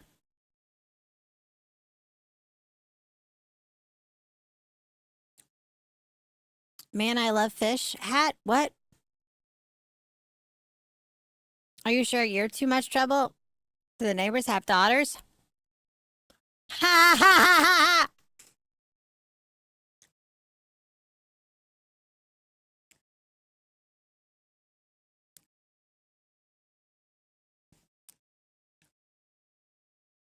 If the neighbors didn't have daughters by then, they sure did after we left. I'm just kidding. That's crazy. I don't make babies. That's crazy. I don't make babies with. Well, you know, I probably shouldn't explain the reproductive process of a creature like me. It's, I don't think my mom would appreciate me divulging that kind of information.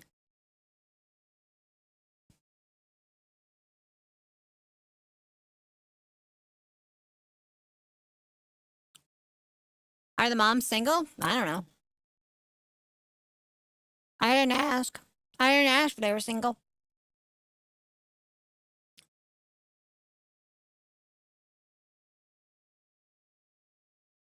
Some of them sure didn't like me sticking around very long, though, I'll tell you that.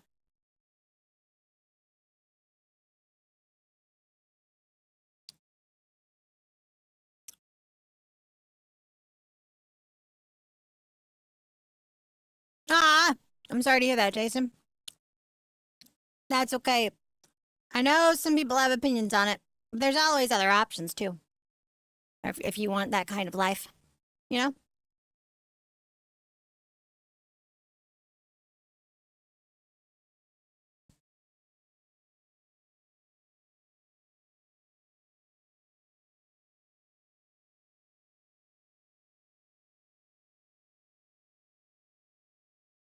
Nom nom nom nom.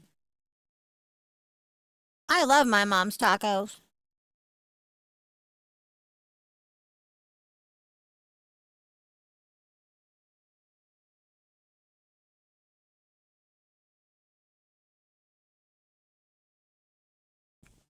Do you like single moms, Eren? Eren Yeager. You kind of smell like a baka.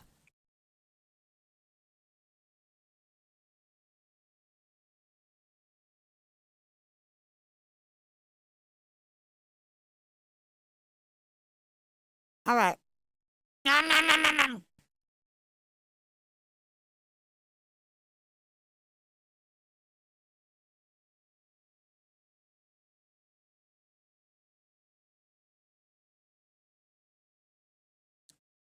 Oh yeah, I can cook. I can cook all kinds of food. I cook most of the time. My mom is too busy. Like every now and then, like she knows how to make tacos, so she makes tacos for me. But like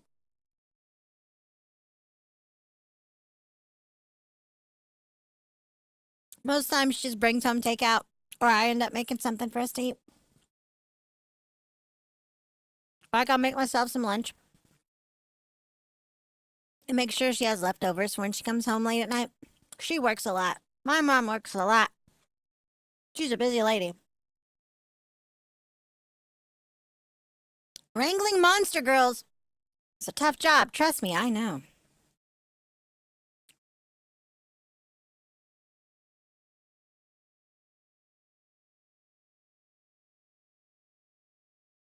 I make a lot of curry. I've been making a lot of curry lately. I learned how to make stoplight curry, which is like, red, green, yellow curries. I like green and yellow the best. Just funny because those are also two of my favorite colors. If you didn't notice.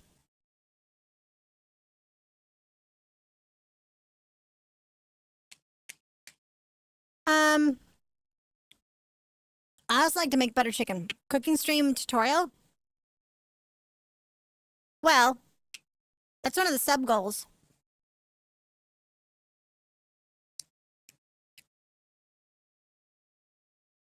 If we progress along this monthly subathon, I will eventually do a cooking stream for you guys.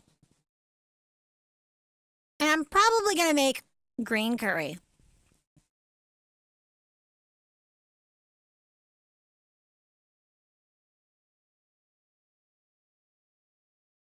Yeah, I make green and yellow the most probably. And butter chicken, Indian butter chicken curry, that stuff is banger.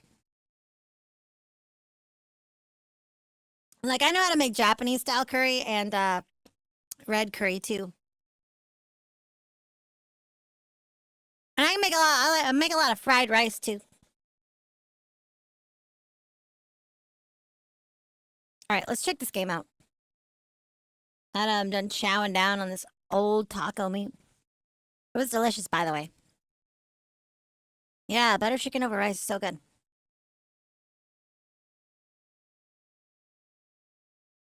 Ba-da-ba-ba-ba.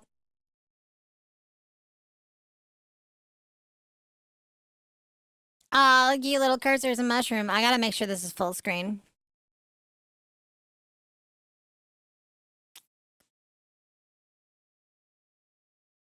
Okay.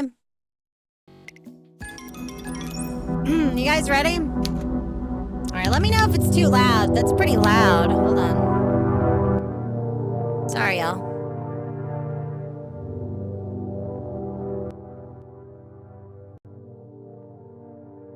There we go. How hot is my curry? I make it pretty spicy.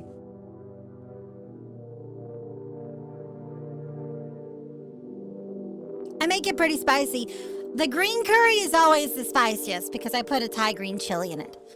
And even if I take the seeds and the rind off of it, and just have the fleshy part, it's still really spicy.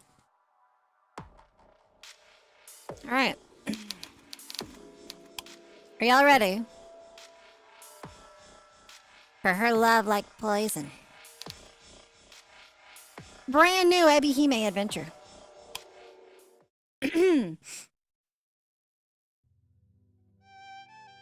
Ethel Briggs was trying to play the second movement of Mozart's Violin Sonata No. 21, but she wasn't having much luck.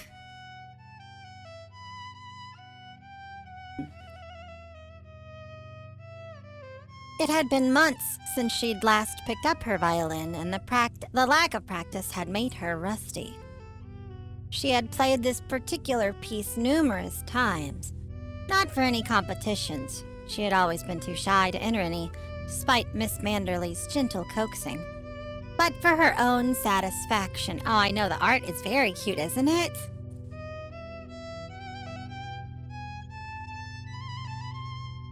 Mozart's Violin Sonata 21 was one of her favorites. Ethel wasn't a huge Mozart aficionado. She didn't like how upbeat most of his pieces were, how frothy, flippant, and inoffensive. On the whole, she thought that Mozart was far too cheerful. Ethel much preferred the quiet, understated melancholy of Beethoven or Chopin's clean, precise compositions. But there was something special about the Violin Sonata 21. This was one of Mozart's few sonatas in E minor, composed in Paris shortly after his mother's death. The first part was allegro, and it contained some of the familiar energy which was so distinctly Mozart, but the second was far more moving. This second movement of Mozart's Violin Sonata 21 had a special place in Ethel's heart. Maybe because this was one of the first violin pieces she had heard. It was this piece which had inspired her to take up the violin in the first place. Ethel had wanted to be able to play this melancholy piece with her own two hands, to bring this ethereal, haunting music into the world of her own volition. For many years, Ethel had attended her violin lessons dutifully, and for a while she had accomplished her goal. She had performed this piece often enough that her muscle memory could make up for her lack of practice. But though Ethel knew she had the notes mostly correct wasn't good enough. Ethel's right hand slipped, the bow scraping unpleasantly against the strings, and she winced. She had been at it for some 5 minutes trying to recreate her past successes, but this was the final straw. What was the point in pursuing this any further? It wasn't as though she was performing this for an audience. She was at home on her own, and this was a blessing. If her parents and her two younger brothers had been there, Ethel wouldn't have been able to play her once beloved violin at all. They all would have told her to knock it off, apart from Rowan, maybe. Rowan had always been kind, or maybe he, unlike the other members of Ethel's family, was simply too self-conscious to say what he actually thought. Maybe Rowan looked down on Ethel too, for her strange, lonely, old-fashioned hobbies. Ethel's family didn't really care for classical music. Her father, Jude, liked Iron Maiden, Dio, and Judas Priest, while her mother, Lauren, listened to anything that was trending on TikTok. Manny, meanwhile, listened to loud, shouty music, and Ethel didn't know what Rowan liked because he never told anybody. Rowan was very secretive about his interests, almost furtive. If her family had listened to the classical music, however, Ethel knew they would have preferred Mozart to Beethoven or Chopin. Mozart seemed like exactly the sort of person Lauren would have enjoyed chatting with over a pint. Come to think of it, if Mozart in Amadeus was at all like the real man, Ethel sighed. She was disappointed in herself. She hadn't been playing the violin for very long, but her jaw was aching and her fingers were already beginning to hurt. Gloomily, she set her violin down. Glumly, she looked at it lying on her bed. Her eyes softened in such a way that she looked rather like an abandoned puppy. Then, feeling rather sad and sorry for herself, she sniffed. She had loved that violin once, but her love had long since dwindled. Everything which had once brought Ethel joy had become gray and faded since Clementine had left her. What did her love for music matter now? Had it ever mattered? Ethel was already 21, and simultaneously she was only 21. She was in her final year of university. The adult world loomed before her. Rather than welcoming it, however, Ethel found herself shrinking away from her future responsibilities. That was probably why she had dug out her old violin, to play through her favorite piece from her childhood. She had been trying to cling to the past. She simply didn't want to grow up.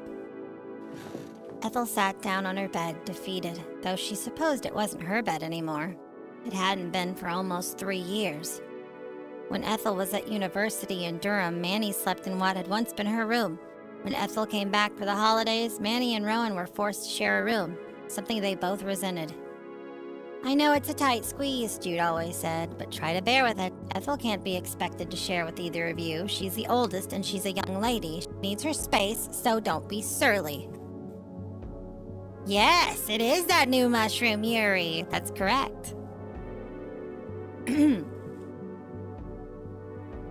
Rowan was good-natured enough that he didn't complain about the sleeping arrangement too much. Not to Ethel's face, at least. But Manny was less so. Manny was only 13 and he hadn't learned how to be tactful yet. Ethel's youngest brother had been in an awful mood all Christmas, a mood which Ethel knew was largely because of her unwanted presence. It had been a relief when her family had left a day prior for Luton Airport, for the holiday they'd been looking forward to so much. Now that Manny was no longer skulking around, shooting her nasty glares whenever their paths crossed, Ethel felt like she could finally breathe. Some small part of Ethel wished that she'd accompanied her family. She'd never been to Australia before, and she was curious about it. But another part of her thought she'd made the right move.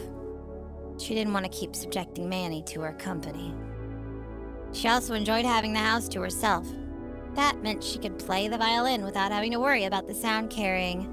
And it did carry in her parents' home since the walls were so thin. Ethel had been looking forward to being on her own, but now that she was on her own, she couldn't even enjoy her newfound freedom. What was wrong with her? Ethel bit the inside of her cheek, weighing up her options. If she couldn't play the violin, she should at least give her thesis a go. The due date to hand the damn thing in was approaching. She only had 2 months left to work on it, but she'd not written a single line of it yet. She couldn't bring herself to. Like the violin, Ethel had lost all interest in her thesis and in her degree. Ethel had used her thesis as an excuse to get out of going on holiday with her parents. She told them she needed to focus on her work, but she'd been doing precious little work all day and wasting an awful lot of time. Ethel glanced at her violin, which lay discarded on her bed. Then she sighed for the umpteenth time that night. How had things come to this? What had happened to make her lose interest in everything which had once delighted her? Especially her beloved violin. Unwilling girls might have been coerced into playing instruments by their parents, but this hadn't been the case with Ethel.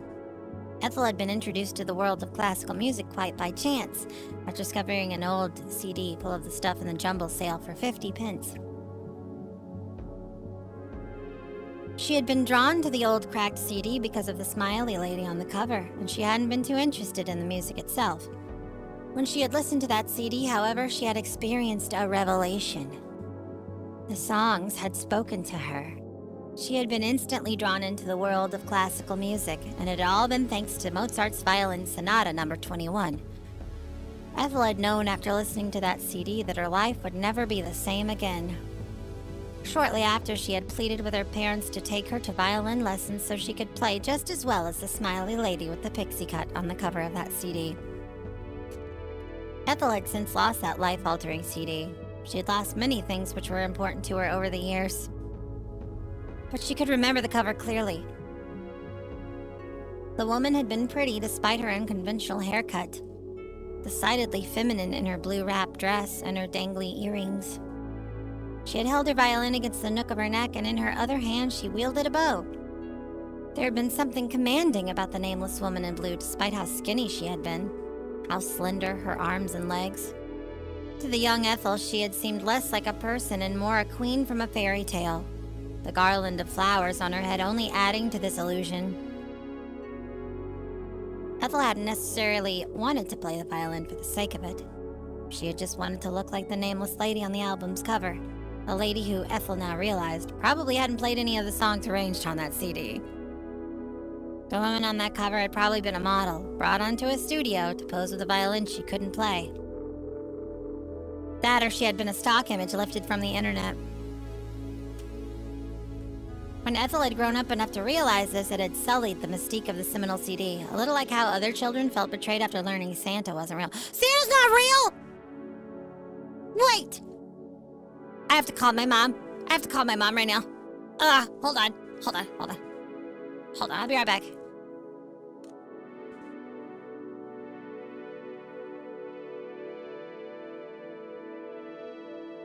Hello? Mom?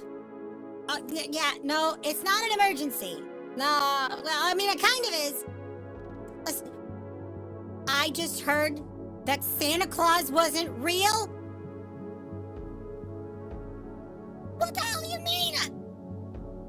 How long have you known this? And you were hiding this from me? What the hell? You owe me when you get home. We're gonna have a talk about this. No, no. No, we're talking about this. No, yeah, yes. Oh, okay, you can bring me Arby's on your way home. That's fine. But we're still talking about this. Whatever. Love you, bye.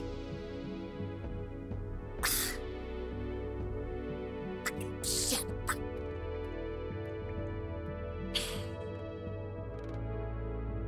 Can't fucking believe this. I can't fucking believe this.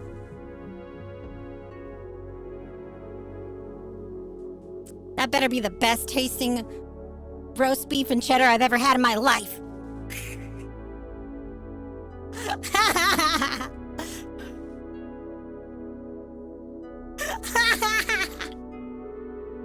Oh, man.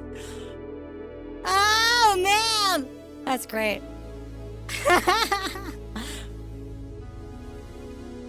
All right.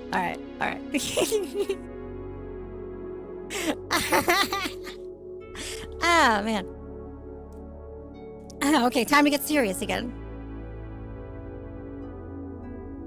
It had been an eye-opening moment, but maybe it had been for the best. This revelation had lessened Ethel's pain, at least when the CD had gone missing a few years ago. In any case, Ethel's violin lessons had never quite lived up to her expectations. Ethel had kept at the violin, carried by her initial childish enthusiasm, but her enthusiasm had faded when she started secondary school, and she realized that she would never be as smiley or as happy as the elfin woman on the CD cover. Have a nice lurk.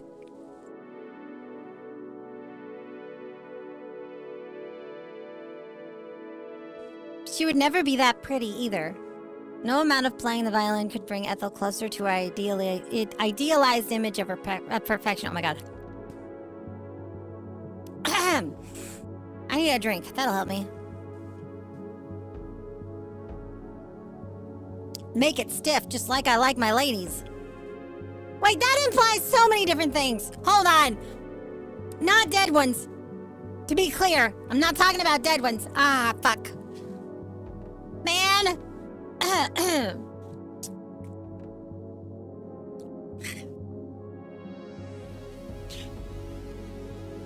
That's tough. Listen. That's not what I meant either, but... Okay, what did I even mean? Don't worry about it. It's not important. No amount of playing the violin could bring Ethel closer to our idealized image of perfection.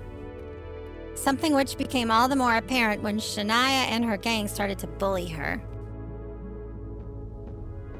You're crazy, Shinji. Watch it. Watch out. Ethel grew so disenchanted. Shinji, everybody! Shinji's gonna be on the stream tomorrow. Isn't that great? I'm so excited.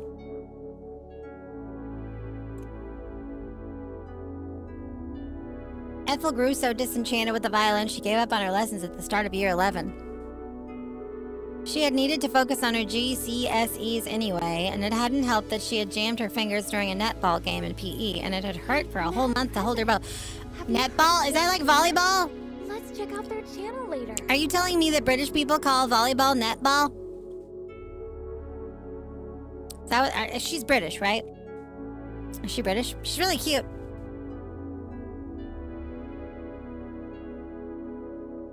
You're ridiculous. You're ridiculous. Fuck Blitzball. I fucking hate. All my homies hate Blitzball. Jude had never liked it when she played in the house anyway, especially when there was a big game on. Manny, meanwhile, had always said her scraping sounded unbearable. It's like nails on a chalkboard. Can't you pack it in? Manny used to say, and in the end, Ethel did just that. Also, what's up, Nate? She packed the violin in, but not for good. She continued to play here and there when her parents and her brothers were out of the house and there was nobody to hear her. Sometimes Ethel even took joy in her playing, but these moments had been few and far between. Once Ethel had played the violin dedicatedly, once a week at her teacher's, Miss Manderley. Now she played once a month, if that, and she did so furtively, as if it were a shameful secret. Ethel couldn't help but feel embarrassed as she played, as though she were performing an obscene act even more intimate than masturbation. Maybe playing the violin was masturbation in a sense, because it had only ever brought her pleasure. Nobody else in her life had cared to listen to her. Nobody except dear old Miss Manderley. She had been encouraging, but what had this brought Ethel? Ethel left her violin on the bed and approached the window. Her footsteps muffled like a cat's quiet padding. Once there, she stood still at the sill and glanced out at the garden beyond. It was late at night. The digital clock on her bedside table said it was already 10:30. Actually, 8:30. Wait. Yeah, 8:30. Not 8:30. Yeah. Military time, baby. The sky was navy blue, the moon ringed by wisps of clouds. There was a bit of a breeze outside, and the darkened silhouettes of the hedgerows were shaking. Ethel's fingers curled around the windowsill. All of a sudden, being inside felt stifling. Ethel had been so caught up in her memories, she worried that they would overwhelm her. Newly uneasy, Ethel took an anxious step away from the window.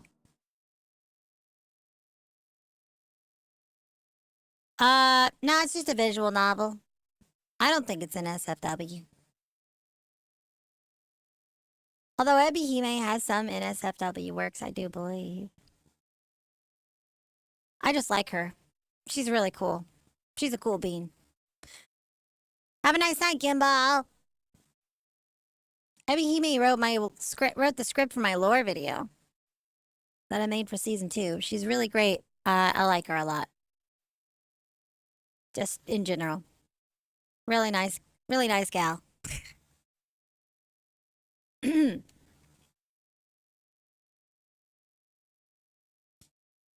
Yeah, you should definitely check out her stuff. And if you like yaoi, if you like boys love, she's got a whole bunch of stuff. She's really passionate about making that stuff too. And it makes her sad that it's not as popular as her Yuri stuff. And like, I'm here to promote that too. I think she deserves all the attention. She's wonderful. She's a wonderful creator. Love her.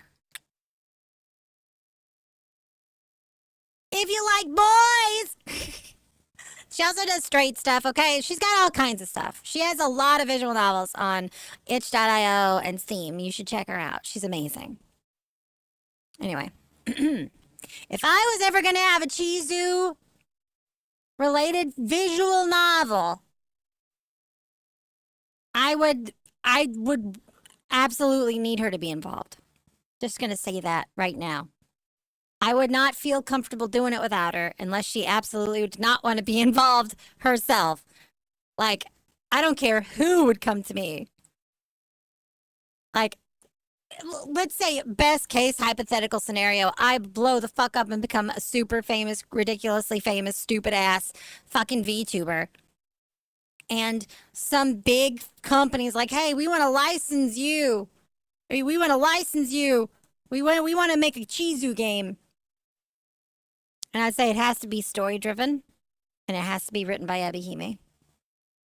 Otherwise, I'm out. That's it. World famous. World famous. Yeah, okay.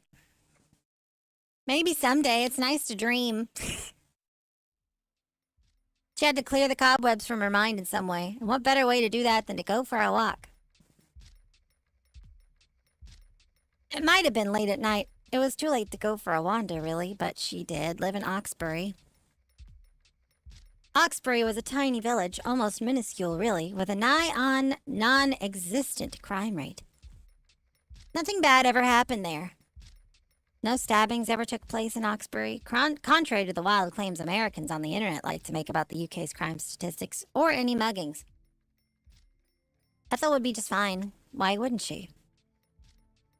Oxbury was so safe and sterile it bordered on the boring. Hadn't she always wanted to go on fun adventures when she was a little girl? Ha! Thanks, Jason. I'm trying.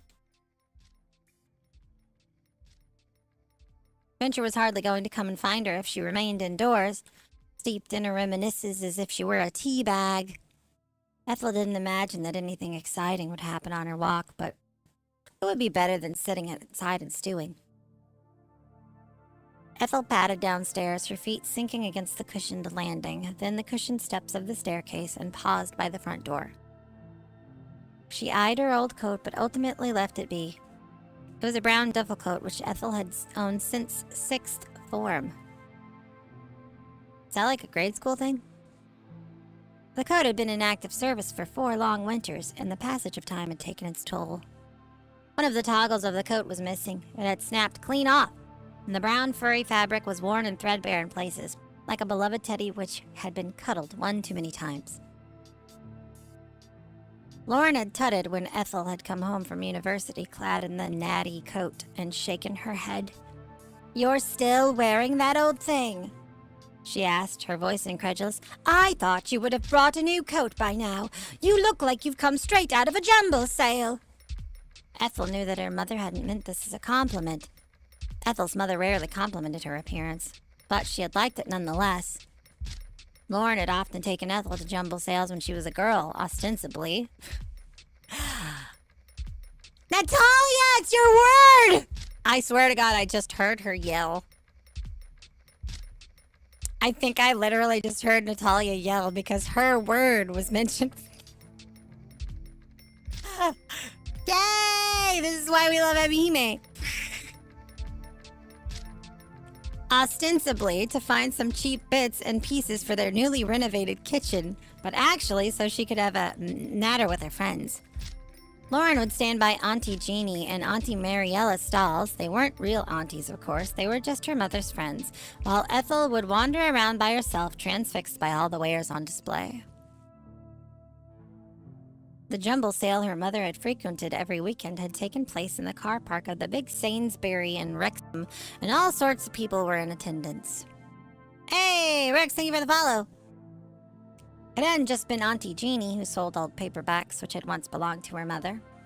Auntie Mariella, who sold soap and candles there, had been other, more interesting vendors with piercings and tattoos. Some of these vendors sold bits of wood whittled into fantastical creatures, self-painted with dioramas of forests and fairy tale castles, handmade jewelry set with stones, which couldn't have been precious, but which shone regardless, and beaded dream catchers, which swayed in the breeze. Their wares made Auntie Jeannie's old paperbacks and Auntie Mariella's soaps and candles look very pedestrian indeed. Ethel had always loved jumble sales, and in part because there had been so much stuff to gawp at.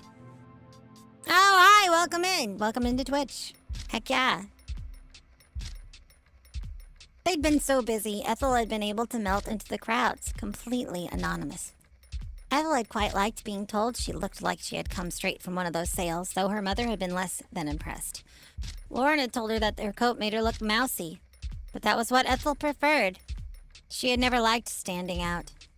Maybe that was why she'd chosen to venture outdoors at such a late hour. There wouldn't be anybody on the street to spot her. The coat really was too ratty to keep wearing, however. Ethel left it be, reasoning her jacket would be enough. Ethel did grab her father's old torch from his toolbox, however, just in case she needed it. "That's a light! That's a flashlight, not an actual torch." Okay. Anyway. She stuffed it inside a canvas bag, which she slung over her shoulder. Then she stepped out onto the street. She shut the front door behind her, and soon she was enveloped by the shadows. She hoped she would be able to wander the streets uninterrupted. "Who's this?" "Well, now, this is a coincidence. It's been a while. Ethel, isn't it?" But her hopes were soon scuppered. There was a man on the other side of the road, a man who looked almost as washed out as Ethel. It was hard to see in the dark, even with the street lamps illuminating the gray, gloomy pavement, but Ethel recognized the man well enough. He must have been in his 50s now, but he'd been younger when Ethel had first met him. 31, 32? She wasn't sure. He had a lined face which spoke of an encroaching age, though it was lined in such a way the traces of the young man he'd once been could still be seen. His jaw was still firm, his nose aquiline, and his eyes were striking. The man had a full head of hair despite his age, and it was more sandy brown than gray, shot through with only a few lighter strands. He wasn't a bad-looking man. He was definitely no monster, but Ethel still shrunk away from him. She knew him, but that did little to endear her to him. This was Mr. Brown, one of Ethel's teachers back in primary school. Mr. Brown had been one of the few male teachers at Oxbury Primary. In fact, he might have been the only male teacher, and he had stood out from the rest not just because of his gender, but because of his sheer size. He had been a mountain of a man, so much so he'd had to stoop to enter and exit the classroom. He had been head and shoulders above Miss Pierce, Mrs. Spriggett, and Mrs. Moyles, quite literally. Ethel had always found Mr. Brown intimidating, what with his sheer vastness, not to mention his voice, which had been deep and booming. Ethel, granted, had been a good deal shorter herself back when she had been in primary school, but Mr. Brown didn't look any less intimidating over a decade later. Ethel had grown while Mr. Brown had not, but he still eclipsed her. Mr. Brown was taller than Rowan, who had shot up when he started secondary school, taller, too, than her father, who had played basketball when he was younger. He was easily taller than 6 feet. He could even have been pushing 7. Mr. Brown was a vast mountain of a man with large hands and large feet, whose coat seemed too small to contain him. Ethel had been afraid of Mr. Brown as a young girl, and little had changed. She was still afraid of him. Ethel shrunk back, shaking. What was Mr. Brown doing outside so very late? It was strange, but... We got a doggy! That explained it. He must have been walking his dog. Mr. Brown's dog was a curious sight. It was the polar opposite of its owner, small and runty, where Mr. Brown was tall and wide. The dog and the owner were so mismatched it was almost comical. The diminutive dog, was he a spaniel? Ethel wasn't sure. Was so tiny, Ethel worried Mr. Brown might step on it by accident. Ethel hadn't known that Mr. Brown had a dog. She didn't know much about Mr. Brown at all. She hadn't thought about him in years. Was the spaniel? Yes, Ethel was sure that it was a spaniel, a new addition to his family. Well, whatever. It didn't really matter. Ethel? Ethel's shocked silence must have perturbed Mr. Brown because he sounded concerned when he said... Excuse me. You are Ethel, aren't you? Ethel Briggs. It's been a while since I saw you, but I remember you. I don't forget any of my students. Oh, yes, I'm Ethel. I'm sorry. I thought as much. It's nice to know I'm not going completely senile. I take it you're back from university, then? Oh, yes. You're going to Durham? Yes, did my parents tell you that? Aye, they did. Jude told me. Do you see my parents very much, then? Aye, we go to the pub quiz together sometimes in Wrexham. Your father can be very competitive. Ethel didn't disbelieve that. Jude had always been a bit of a know-it-all. He was the sort of man who liked to watch quiz shows solely so he could yell at the contestants for getting things wrong. And woe betide they loused up any questions on classic rock. That was Jude's specialty. Ethel couldn't imagine her mother joining in a pub quiz all that enthusiastically, but she probably went along for the drinks and the peanuts. Ethel had been to the pub in Wrexham with her parents a couple of times, and Lauren got on rather well with the proprietor, old Jerry. He always made a show of IDing Lauren whenever she ordered a pint, though it wasn't really necessary.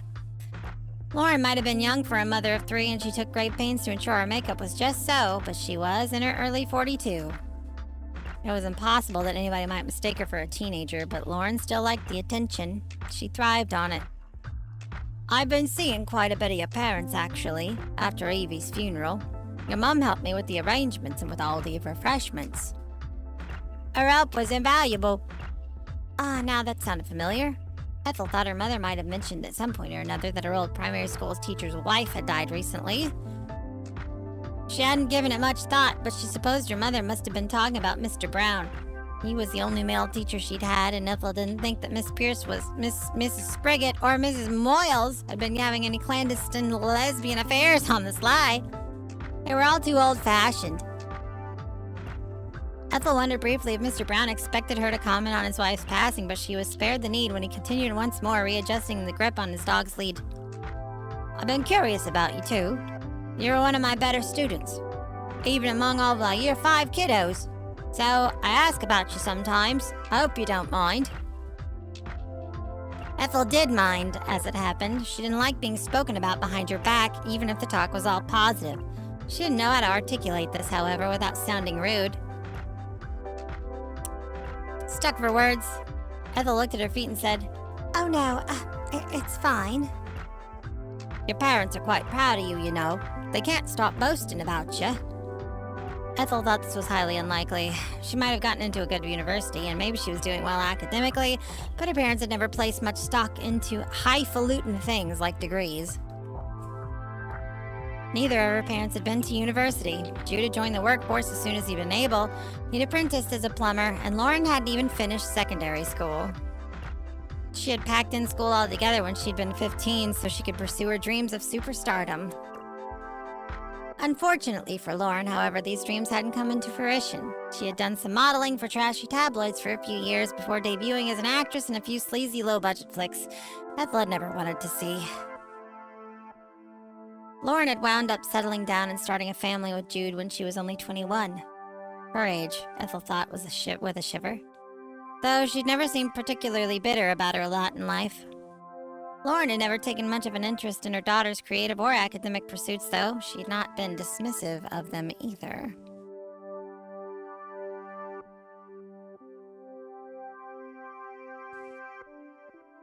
Lauren had driven Ethel all the way to Wrexham once a week for her violin lessons with Miss Manderley, lessons she had paid for without complaining. She had seemed pleased, too, when Ethel had been accepted into her university of choice, though her pleasure hadn't been much more of effusive than a benign, "Oh, that's nice, dear. I suppose we'll have to get your student grant sorted out then, eh?" Ethel found it hard to believe that her mother had been boasting about her academically talented daughter. Lauren would have been more inclined to boast if Ethel had started to dress more fashionably, or if she learned how to apply eyeliner without making her eyes water, or if she started her own successful TikTok channel. Lauren had a TikTok account of her own where she filmed herself putting on makeup, taking off makeup, showing off her nails, singing along to her favorite pop songs. Lauren was actually fairly successful on the platform, and she had managed to rack up over 300,000 followers in the span of 2 years. She sometimes did sponsorships with makeup brands, and it was her newfound fame which had paid for Manny's fancy gaming PC, Jude's new guitar, and the family's holiday in Australia. If Ethel had been like Lauren, bouncy and cheerful, Ethel imagined her mother might have been more inclined to boast about her. But as it was, Ethel thought it was doubtful. It wasn't hard to imagine that Mr. Brown cared about Ethel's academic achievements more than her own parents did. Still, it was kind of him, Ethel supposed, to bother spinning her a white lie like that. He must have been trying to cheer her up. "Oh, I'm sorry. Where are my manners? You'll be on your Christmas holidays now, won't you? I doubt you'll want to talk about much. I doubt you'll want to talk about university much right now." "Oh, not really." "I thought as much. Sorry for bringing it up. I don't want to make you feel uncomfortable." That was appreciated, but Ethel thought it was rather too late for that. She already felt uncomfortable. That wasn't necessarily Mr. Brown's fault, however. She felt uncomfortable about most things in life. That was just how she was. "I'd leave you on your merry way, but I'm curious. What are you doing? Going for a walk at this hour? It's very dark outside. I think it might start raining soon. Are you sure you'll be all right?" "Thank you, but I'll be fine." "Are you sure?" Ethel nodded. "I have my phone with me, and I even brought my dad's old torch if it gets too dark. Should be able to light the way, but I won't be gone long. I just wanted to go look for bats." "Bats?" "Yes, and nightjars. My dad took me out to look for them sometimes when I was little. I know my way around the forest, so it should be fine." "If you say so." Mr. Brown didn't look wholly reassured, but he didn't try to question Ethel further. Maybe he didn't have the time for it. His dog was beginning to tug on his lead, yipping fiercely as he did. Mr. Brown's dog might have been small, but he had quite the set of lungs on him, and he clearly wasn't afraid of using them. "Ah, it looks like his lordship here's getting hungry. I can't keep him waiting, not if I don't wait to wake up half the blasted village. I should be off now. But do take care of yourself. I know you're a great grown lass by now, but the woods can be perilous at night. Even if you have a torch and you know your way, the woods are a lot bigger than they look. I wouldn't want you getting lost. And you do know what happened to the Delaney girl, don't you?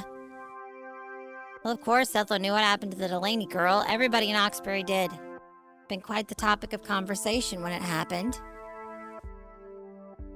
Ethel hadn't been living in Oxbury then. She'd just started university in Durham, and she'd been trying desperately to keep her head above the water. But Lauren had told her all about it. Her mother called her breathless to tell her that a girl had gone missing, and it wouldn't be the first time either. Don't you remember that Chloe girl? You were still in primary school at the time, but that caused such a stir too. I wonder if the cases are related.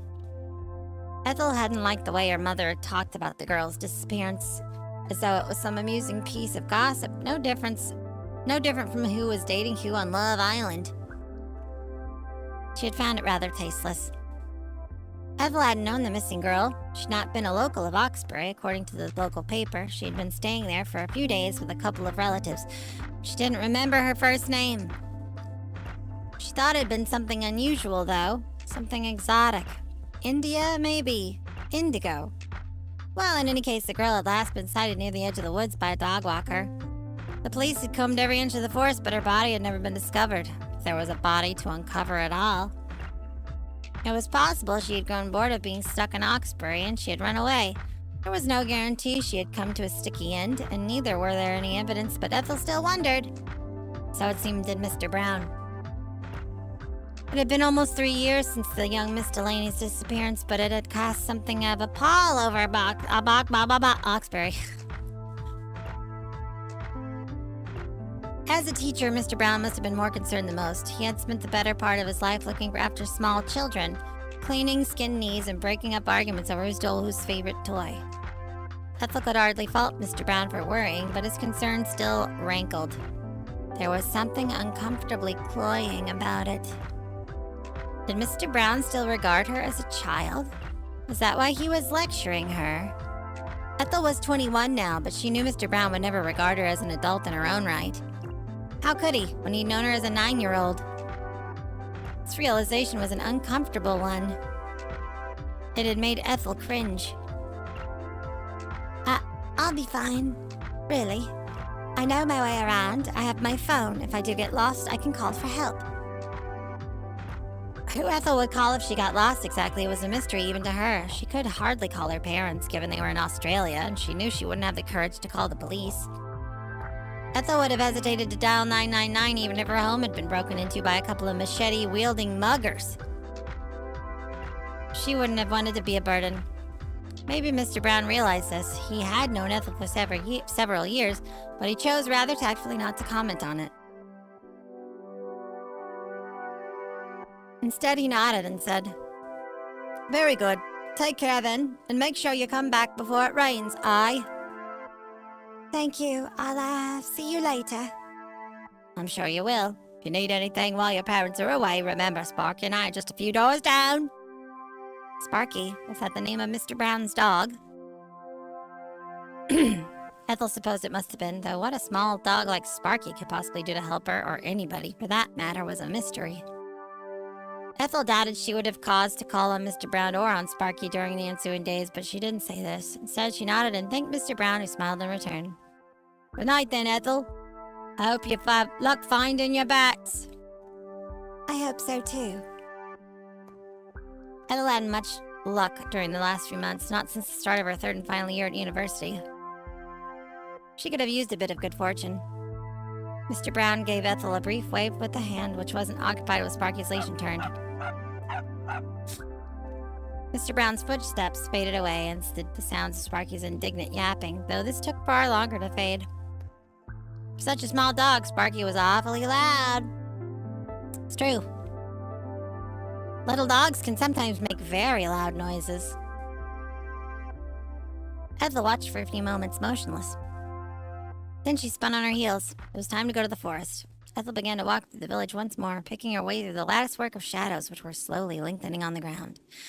Her footfalls were dull on the pavement, a series of muted sounds which offered little competition when contrasted with the mournful moaning of the wind. It had been breezy when Ethel first stepped outdoors, but the wind was beginning to pick up now.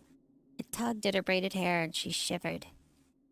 She should have expected the poor weather, given it was early January, but she was still surprised by how frigid it was. What was the temperature? It must have been in the single digits. Ethel looked up at the sky which hung above her, dark and mysterious. The clouds were grim, foreboding even, but they didn't look numerous enough to promise rain. Maybe Mr. Brown had been wrong about the weather. But Mr. Brown was a sensible man, and it seemed unlikely he would make a mistake, even, or perhaps especially, about something as mundane as the weather.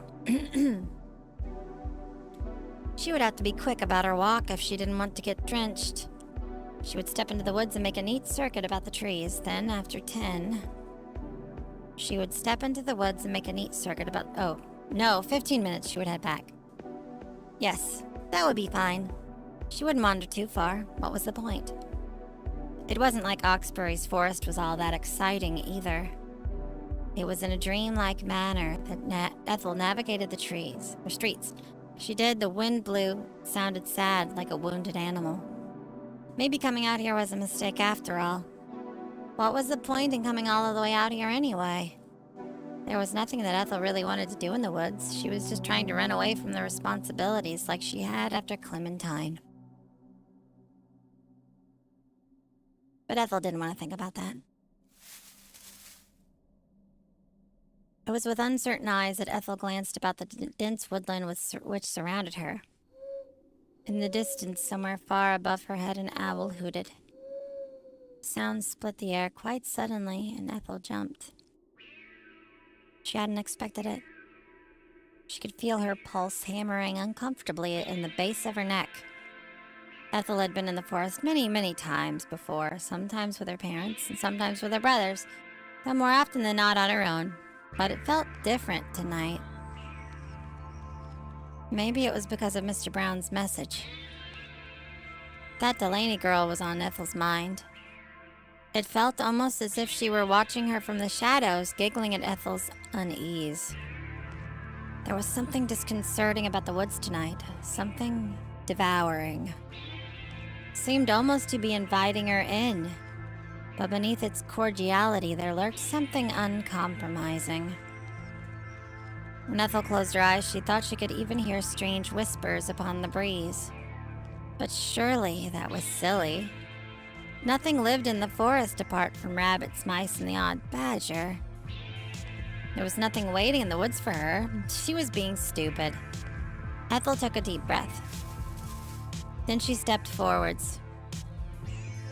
The loose leaves strewn on the cold, hard ground crunched beneath her soles, and once again an owl hooted. This time, however, it didn't startle her. She was prepared for it.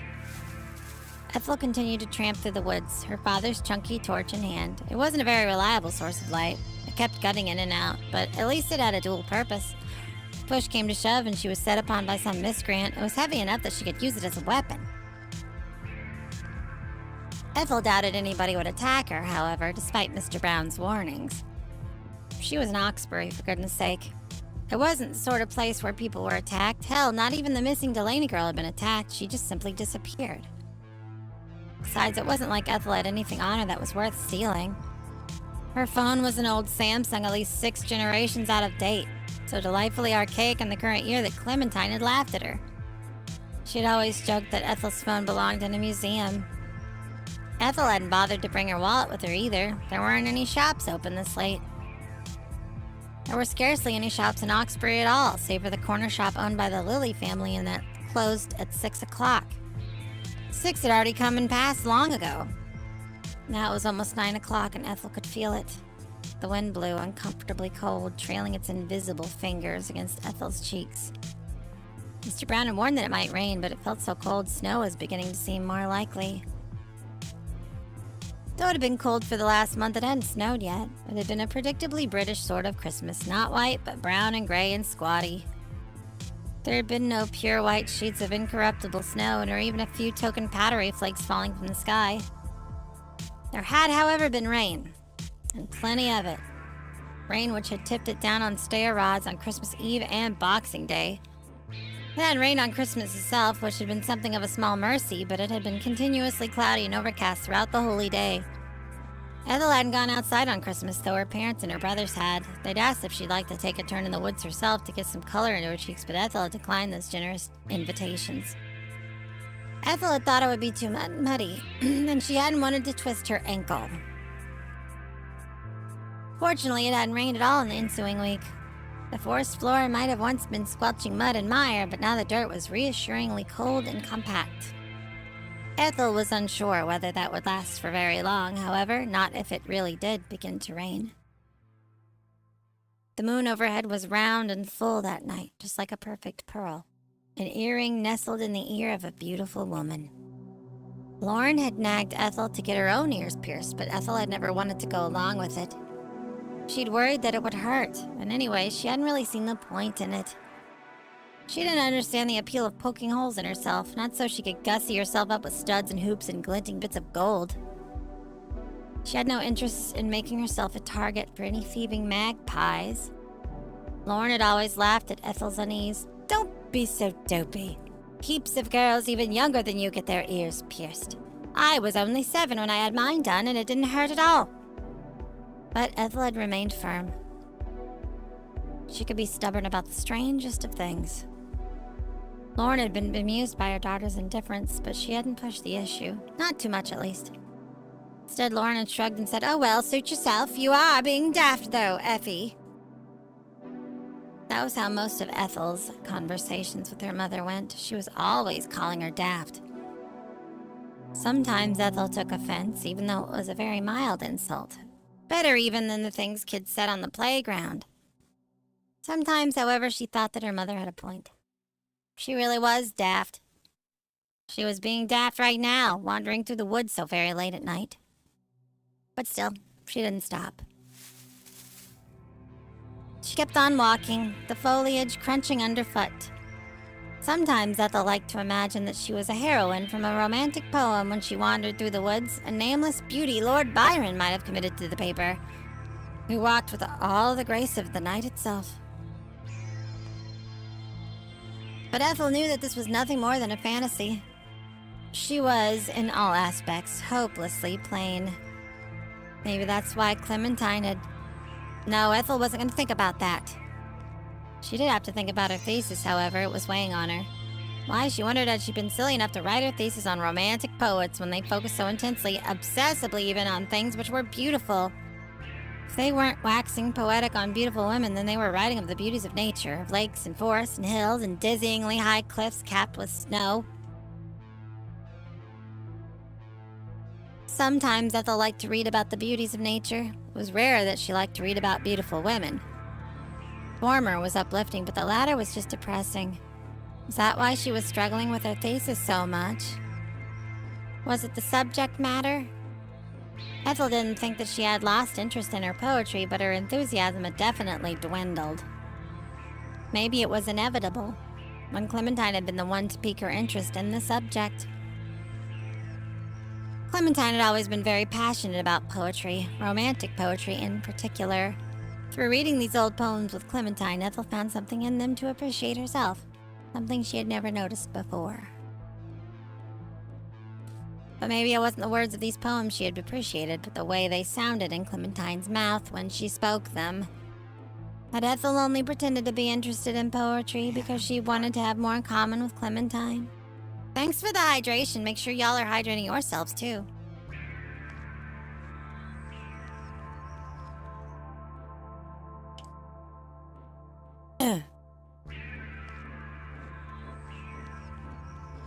In retrospect, that seemed depressingly likely.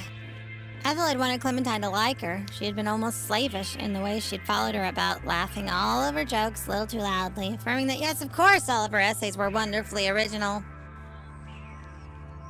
She had even offered to be Clementine's caddy when they had been on campus. Ethel had been only too happy to buy Clementine drinks from the vending machine or snacks from the student shop whenever she so desired.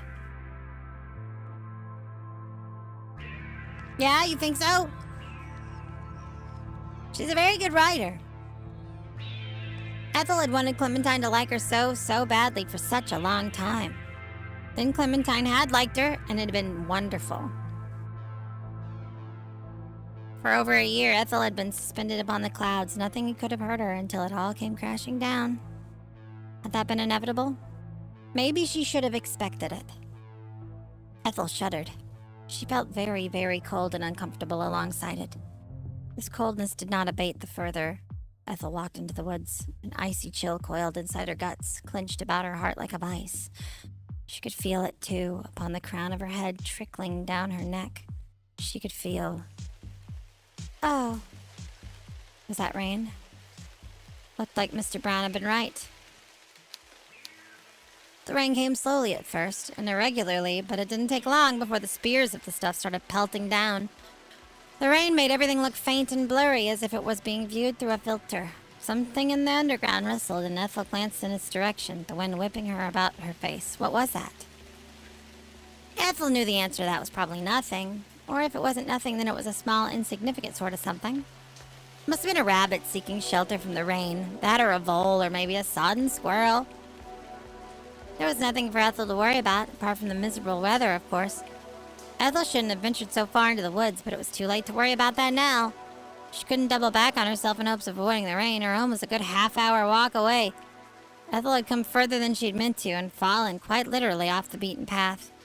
The trees now rose up about her, dark and ominous like mute watchmen standing sentinel. Ethel looked about worriedly. She had no idea when the rain was going to stop, but she doubted it would be any time soon. She had to take shelter somewhere, but where? What about the church? St. Catherine's was an old crooked building which bordered the forest. It was located on the fringe of Oxbury, away from the rest of the houses. Ethel's parents weren't religious, but her grandmother was, and she'd taken Ethel to St. Catherine's a few times in the past, mostly for Easter and for Christmas services where they sang hymns praising God. None of them put all that much stock in. Ethel wasn't very religious either. She must have inherited it from her father, just like his freckles. But she did wonder on occasion if the world was governed by some greater power nobody could see. Ethel had even tried praying a few times as it happened to see if some mysterious greater being would answer, but she had felt silly and self-conscious even though she had been on her own, and she'd soon stopped. She hadn't been able to rid herself of the mental image of her father, scoffing as he said, "God? What a load of bollocks! The only God I believe in is Jimi Hendrix!" Ethel hadn't been about to pray Jimi Hendrix, of course, and the mere idea had been so silly it had dampened her momentary religious musings. Ethel still wasn't sure if she believed in God, but if he did exist, she was sure he wouldn't mind if she took shelter in one of his churches for a while. If she could avoid the worst of the rain, then she would have nothing negative to say on the subject of organized religion in the foreseeable future. It wasn't like Ethel had any particular vendetta against Christianity anyway, not like her father who railed against it being illogical and impractical. Jude found a lot of things illogical and impractical. Ethel knew that her love for English literature ranked quite highly on this list. What's up, Henry? How are you doing? Hope you're doing well. Ethel bit her lip. Then she began to pick her way through the forest. The rain was coming down even harder now, thick and fast and unforgiving. It obscured her vision. Didn't help that it was so dark either. The light from Jude's old torch wasn't doing much help. Oh, nice job. That's great, Henry. I'm proud of you. It was hard for Ethel to keep her footing. The floor was mulchy, and it was festooned with roots, arched, raised things which threatened to trip Ethel at every step. Ethel sidestepped the thorn bush and very nearly walked smack dab into a tree, though she was able to circumnavigate it just in time. That had been a close call. As little as Ethel enjoyed being rained on, she enjoyed the thought of breaking a limb even less. Ethel continued to walk, picking up speed as she did. The church wasn't so far away now. She would be able to duck inside and dry herself off, provided, of course, that the door was unlocked.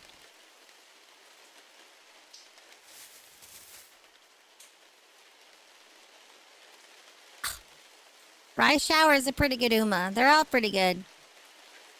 I think there's no objective best Uma, but, you know. King Halo is first rate, okay? She broke through the last line of trees, her clothes sticking to her skin like tarpaulin, and looked up at St. Catherine's. The church was small and squat. but it did look oddly imposing in the dark, its tiled roof superimposed against a wickedly thin crescent moon. St. Catherine's arched wooden door loomed over Ethel as she approached it, almost consuming in the darkness.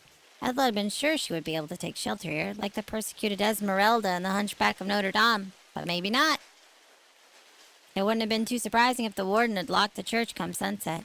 It wouldn't do to have vandals laying waste to its interior, making off with the burnished bronze candlesticks and the prayer mats.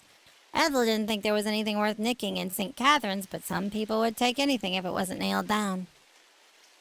It wasn't like there was much else to do in Oxbury other than look for potentially decomposing corpse of the presumably dead Delaney girl. But now she had come this far, she felt compelled to try. It would have been foolish to back down now. Ethel paused to wipe her brow free of rainwater, not that it mattered much, really, given how fiercely the rain was still pouring down. Then she reached for the wooden door of Catherine's. She pressed her palm against the door and pushed inwards. She didn't expect the door to give way beneath her touch. She was starting to feel decidedly pessimistic, but Ethel gasped, surprised as the door cleaved beneath her touch. So it was open after all. That was reassuring. Ethel pushed against the door with more strength than before, and the door swung inwards. The door was heavy, but it offered little resistance, creaking loudly like subterranean monster. Ethel could see a sliver of the church through the gap which emerged, and she could see it was dark. This, however, was to be expected. It was very late at night. It seemed unlikely that there would be anybody else there at such an hour. She would have been alarmed, in fact, if there was. It came as a great surprise, therefore, when Ethel finally slipped inside the building and she saw her.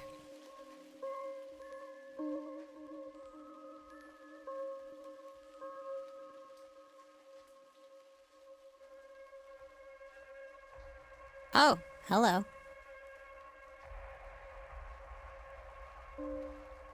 Who might this be?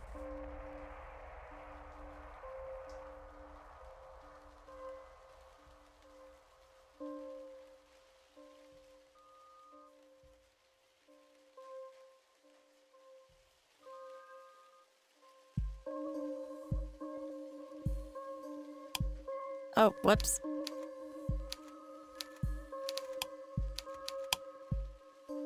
There was a girl standing in the chancel, framed by the stained-glassed window. Ethel couldn't see the girl's face, but she could see how slender her waist was, how shapely her calves. The girl wasn't dressed for a downpour. She wasn't dressed for a British winter in general, the rain notwithstanding. The girl's clothes were simple. A summer dress cinched in at the back with a ribbon. Her legs were bare. She wore no leggings nor any tights. She didn't even look like she was wearing socks. Instead, she wore a pair of sandals which had the slightest suggestion of a heel. The back of the girl's feet were exposed. Feet which were arched and raised a couple of centimeters above the floor. The girl was only standing, but there was a curious grace to her, even as she remained motionless, which made Ethel's heart ache. Ethel had yet to see her face, but she didn't need to. She already knew that this girl would be heartbreakingly beautiful.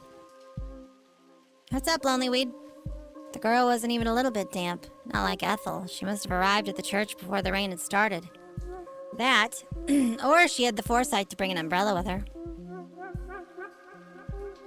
Why, Ethel wondered, hadn't she brought an umbrella too? She could have ducked back inside after Mr. Brown had warned her about the rain to retrieve one. Wouldn't that have been the sensible thing to do? Ethel hadn't wanted to do the sensible thing, however. She hadn't wanted to listen to Mr. Brown. Mr. Brown had been her teacher once, and she wanted to prove herself she wasn't a child anymore. But she no longer had to take his advice. How very wrong she was. Once more, her mother's cheerful castigations returned to Ethel. Oh well, suit yourself. You are being daft, though, Effie. Why was it that all the adults in her life seemed to know better than she did? Lauren had never been to university, and neither had Jude, but they were far more sensible. Maybe it was because no matter what Ethel liked to tell herself, she wasn't a real adult herself. She was still a child, a little girl playing pretend. There was little sense standing there sadly smelling of petrichor, slowly dribbling rainwater all over the uneven stone floor.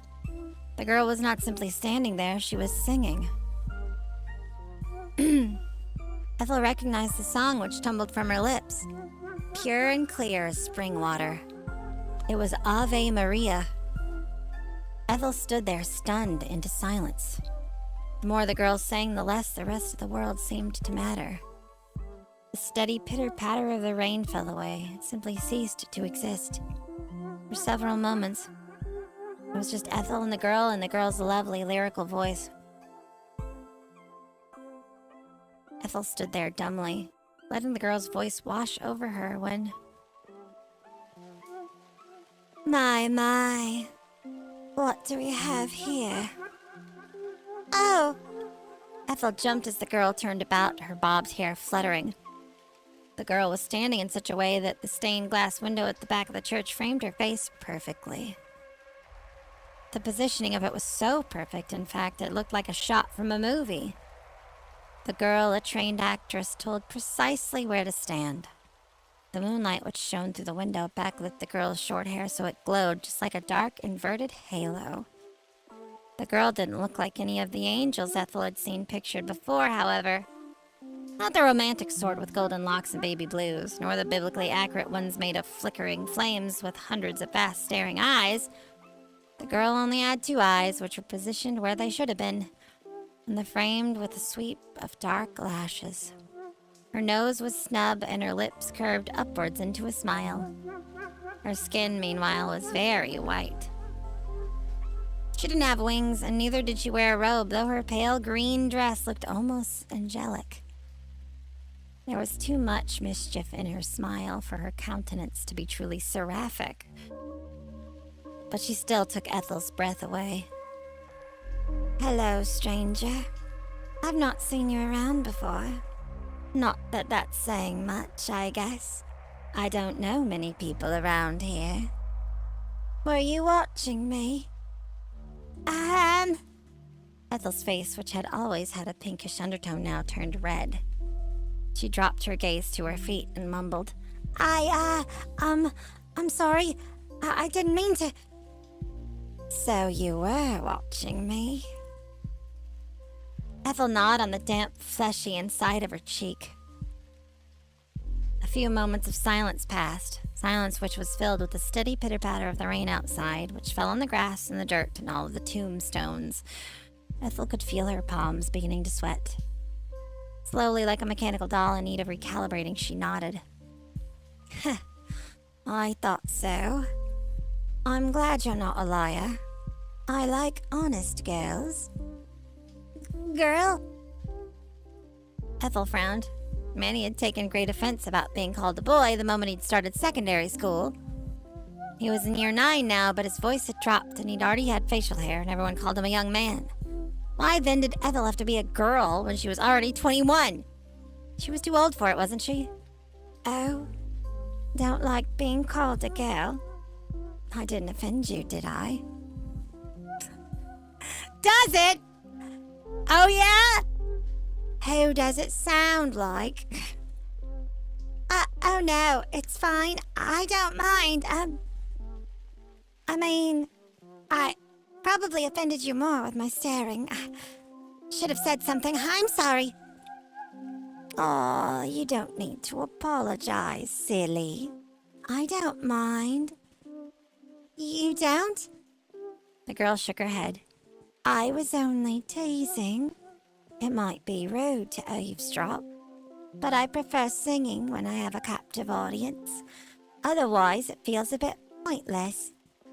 So what did you think? About what? About my singing, obviously. Was it good? Great. The best thing you ever heard?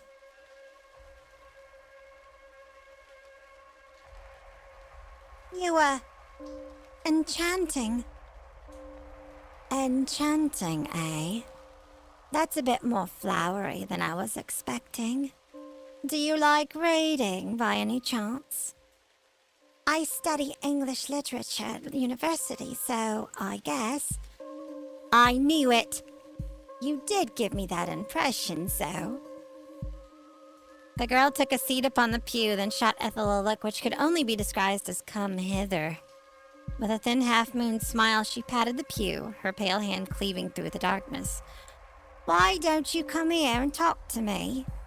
Feels like it's been an age since I last had a chat with a girl my age, and I'm dying for it.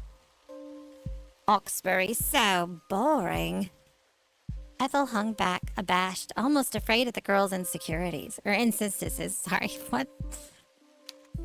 Insistences! Why was this girl so interested in her? She wasn't anything special. Seemed ludicrous, unthinkable even that she should care. The girl really must have been bored. Was Ethel her last resort? A last-ditch attempt to keep herself amused? Hello? The girl cocked her head to one side, her smile an amused, impish one. Didn't you hear me? I would have thought the rain would have washed those ears of yours out. Won't you come and sit with me? Oh, shit. Where'd it go? How do I go back? Won't you come and sit with me? I can hardly have a conversation with you from all the way across the church. Unless you're afraid that I might bite.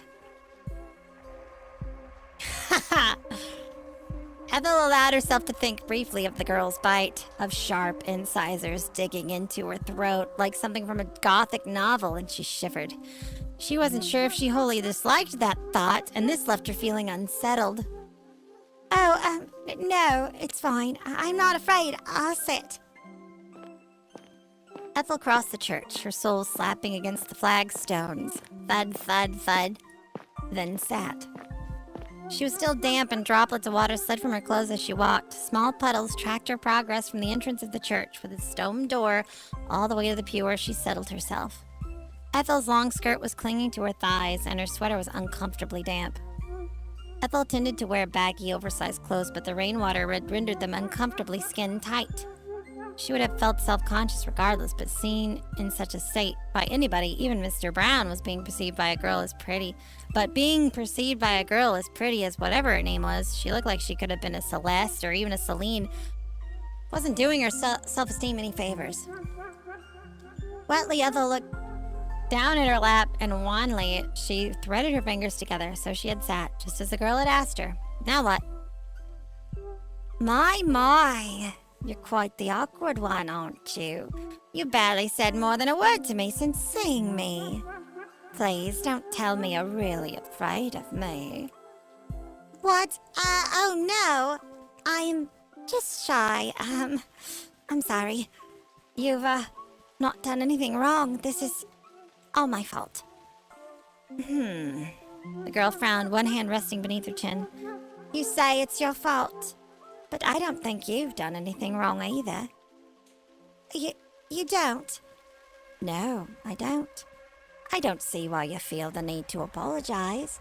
I'm not upset. I was just stating a fact. You're so quiet. I was worrying whether I'd done something to upset you. But I guess this is just the way you are. I've never been very good at small talk. I never really know what to say, so, I'm sorry. I must be so boring. Now, I'll be the judge of that. I've not known you long enough to find you boring, and I wouldn't have started talking to you in the first place if you hadn't piqued my interest. You don't think I'm a poor judge of character, do you? In this case, maybe she was, but Ethel was so afraid of offending the girl, even inadvertently, she hastily said, I don't think so, but it's hard to say. I mean, don't know you very well. You raise a good point. We are strangers, and this has been a pretty strange meeting. I wouldn't be surprised if you're wondering who this crazy girl is, who's been singing by herself in this church at night. I must seem like a total nutter. I don't know if I'd say that. You probably wouldn't. No. I think you're too considerate. I wouldn't be surprised if that's what you're thinking, though. Well, go on. You can be honest with me. You must think I'm balmy. I don't know if I'd call you that. But this is a bit strange, I suppose. Oh, come on. You're being too generous. I know I'm more than a bit strange. Your hobbies might be a bit unusual, I guess. Again with the tact. You'd make a good politician. But who am I to judge? I went for a walk in the woods late at night when I knew it was going to rain. I'm not much better. I guess not. Maybe that's what brought us together then. What, the rain? No, silly. I think there's a deeper meaning behind our meeting than this. Deeper? Oh yeah. We must be like two alike souls. Or maybe two birds of a feather. If that doesn't sound too out there. We're both weirdos, so we ought to stick together. The world isn't very accepting of people like us. Now, what's your name? Surely you must have one. Oh, I'm Ethel. Ethel's voice was quiet when she replied, as if she was repeating a curse word. And to her ears it might well have been one. As far as names went, Ethel wasn't very flattering. It was so old-fashioned it spoke more of elderly spinsters than it did 21-year-olds. Shania had teased Ethel about her name incessantly, so she hadn't been named after the country singer. Ethel would have preferred to be a Shania any day of the week over a boring old Ethel, though. Ethel often resented her parents for landing her with that name, though it was mostly Lauren's fault. She was supposedly named after her grandmother, Ethel's great-grandmother, especially when her brothers had suitably modern names. Why was she the only one stuck with a name plucked straight from the dusty archives of a Victorian poorhouse? It was so unfair. The girl didn't seem to mind Ethel's name, however, because she laughed. Ethel! How pretty. No, it isn't. You're teasing me. No, I'm not. Honest to God. We're in a church, and I'd never dare take the Lord's name in vain. I'm a good Christian like that, you know. You are? No. No, I really am pulling your leg. Right. Well, I suspected as much. You shouldn't be so self-conscious, though. Ethel's a perfectly nice name. I've met girls who were saddled with much, much worse. Right, well, try telling that to Shania. Who's Shania? Oh, nobody. She doesn't matter. Not anymore. You wouldn't know her. Ethel's voice trailed off, then she frowned. By the way, where are you from? You aren't a local, are you? Oh, no. And thank the God I don't believe in for it. This village is so small. I think I'd go mad. Madder than I am, I mean. If I had to live here. Are you visiting, then? That's right. I'm here to stay with my grandparents over the holidays. My parents are pretty busy right now, so they dumped me here. I've only been here a couple days, but I'm already bored out of my tree. I couldn't sleep, so I went for a walk. I figured I might as well stretch my legs. I was afraid I'd go stir-crazy otherwise, but maybe it's too late for that. I see. Will you be staying in Oxbury for long? Not too long. My parents will be picking me up in a few days. Oh, right, of course. Ethel tried to keep the disappointment from her voice when she spoke. Why should she care when the girl went home? She hardly knew her. She still didn't know her name, in fact. Maybe I thought weirdly she should have asked the girl that first before inquiring if she was a local. That would have been the polite thing to do. Hey, yo, Gadfly! Thanks so much for the raid. Hey, Madam President, have you heard of this streamer? Let's check Welcome out their in, channel Raiders. later. My name is Chizu. I'm your stinky class president, and we're reading Her Love Like Poison, a brand new ebihime model that just released recently. It's a Yuri. It's toxic. It's good. What are you up to? How was your art? She was so awkward. Well, there was time enough to write this oversight. Well, yes, that's correct. It is Little Sister Takeover, Subathon. The Little tinker has returned. And honestly, it's probably here to stay. I'm glad. I hope you had a good stream. If you need to raid and run and stuff, self-care is important and all that. Totally understandable. But if you decide to stick around, hope you enjoy this visual novel. I'm sorry, but it just occurred to me what... I might not have been born here, but I'm pretty familiar with this village. I know my way around rather well, which is how I wound up here. Not that that's saying very much, since there isn't all that much to know. But you know what I mean. Right, Ethel blinked. Ayo, Monster Girls, please. Thank you so much for the 5 gift subs. Really appreciate you so much. Thank you. Have a good night, Monster Work. Monster Girls, please. Monster Girl! Monster Girl, please! How about that?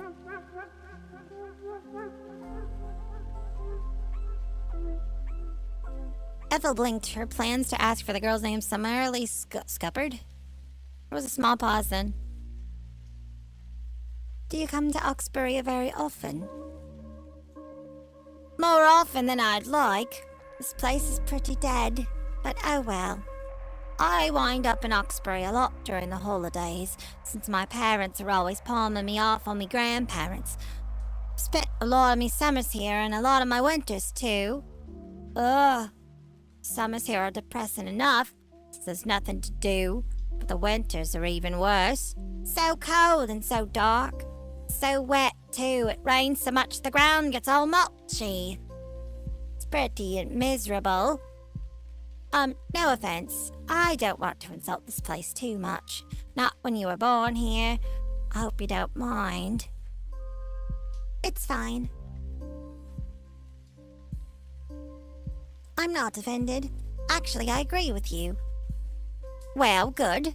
I'm glad I'm not the only one. It's a different story with my grandparents, though. They love this place. They've been living here for... God, I don't know. Their whole long lives, more or less. They're pretty settled. They won't hear a bad word against Oxbury. They're obsessed. They were old, you know, when I was a kid. But they're even older now, if you can credit that. I think that's why they like Oxbury. It doesn't change, just like them. It's completely static. Ethel frowned, lost in contemplation. The girl's voice was light, but there was something sad about her words, something which twisted Ethel's insides. When people reached their twilight years, especially when they passed their 80s, it became almost impossible to discern their age from their appearance. There wasn't much difference, so Ethel had always thought between an 80 and a 9-year-old, old age had an anonymizing factor, stripped the individuality out of people, rendering them indistinguishable from one another. As far as Ethel was concerned, old people were all white-haired and rheumy-eyed, their faces scored with wrinkles, their fingers were choppy, their hands shook, they complained of myriad problems, bad backs, bad eyes, bad hearts. Ethel didn't like the body she inhabited at present. She'd been teased over her appearance one too many times, but she liked the thought of getting older even less. Mood! She didn't think she ever wanted to be 50, much less 80 or 90.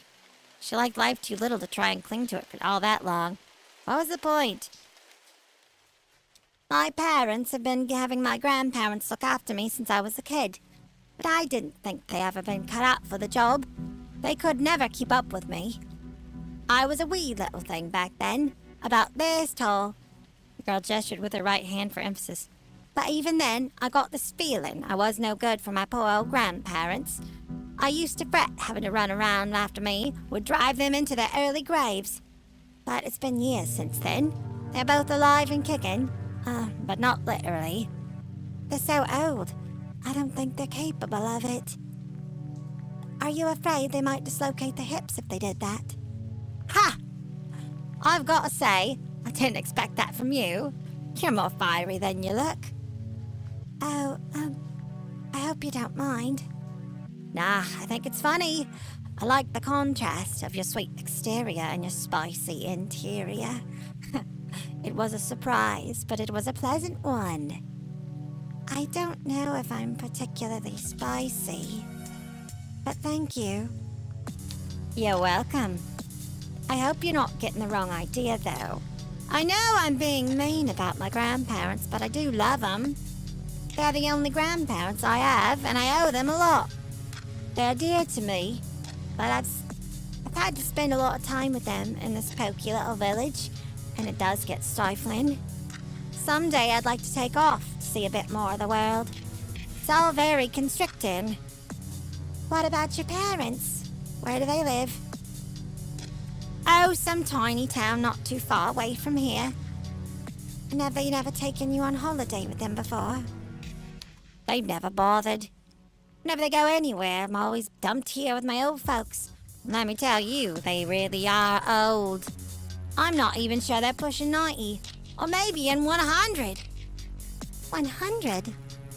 Ethel stared all the while, trying to solve some basic mental maths. Ethel's grandparents on her mother's side were relatively young as far as grandparents went.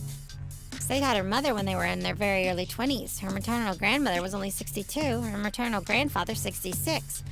Her paternal grandparents were a bit older. They were both in their mid-70s.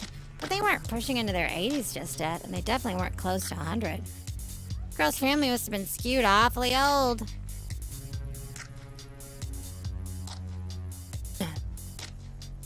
Ethel was still trying to work this out, something the girl seemed to notice, but because she smiled. I'm exaggerating, of course. Oh, right, of course. I'm not joking when I say they're old, though. I don't like being with them in their rank-smelling house, which is all brown and green and damp. The walls are rot and it's moist all year round, so the window panes are all waterlogged. It's awful. I wouldn't stay here if I had the choice, but I don't really have any friends, and my family's pretty small, so... The girl shrugged. I guess it could be worse, but I don't like having to spend all my holidays out in this dump. I wish my parents would think about me a little more, but that's never gonna happen. They've always been so selfish. Man, I'm parched. Thanks. Woo.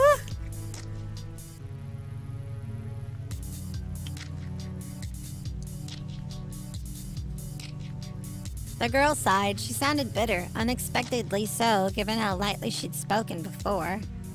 It was obvious that a degree of resentment simmered beneath her seemingly irreverent surface, resentment which didn't seem to be buried all that deeply.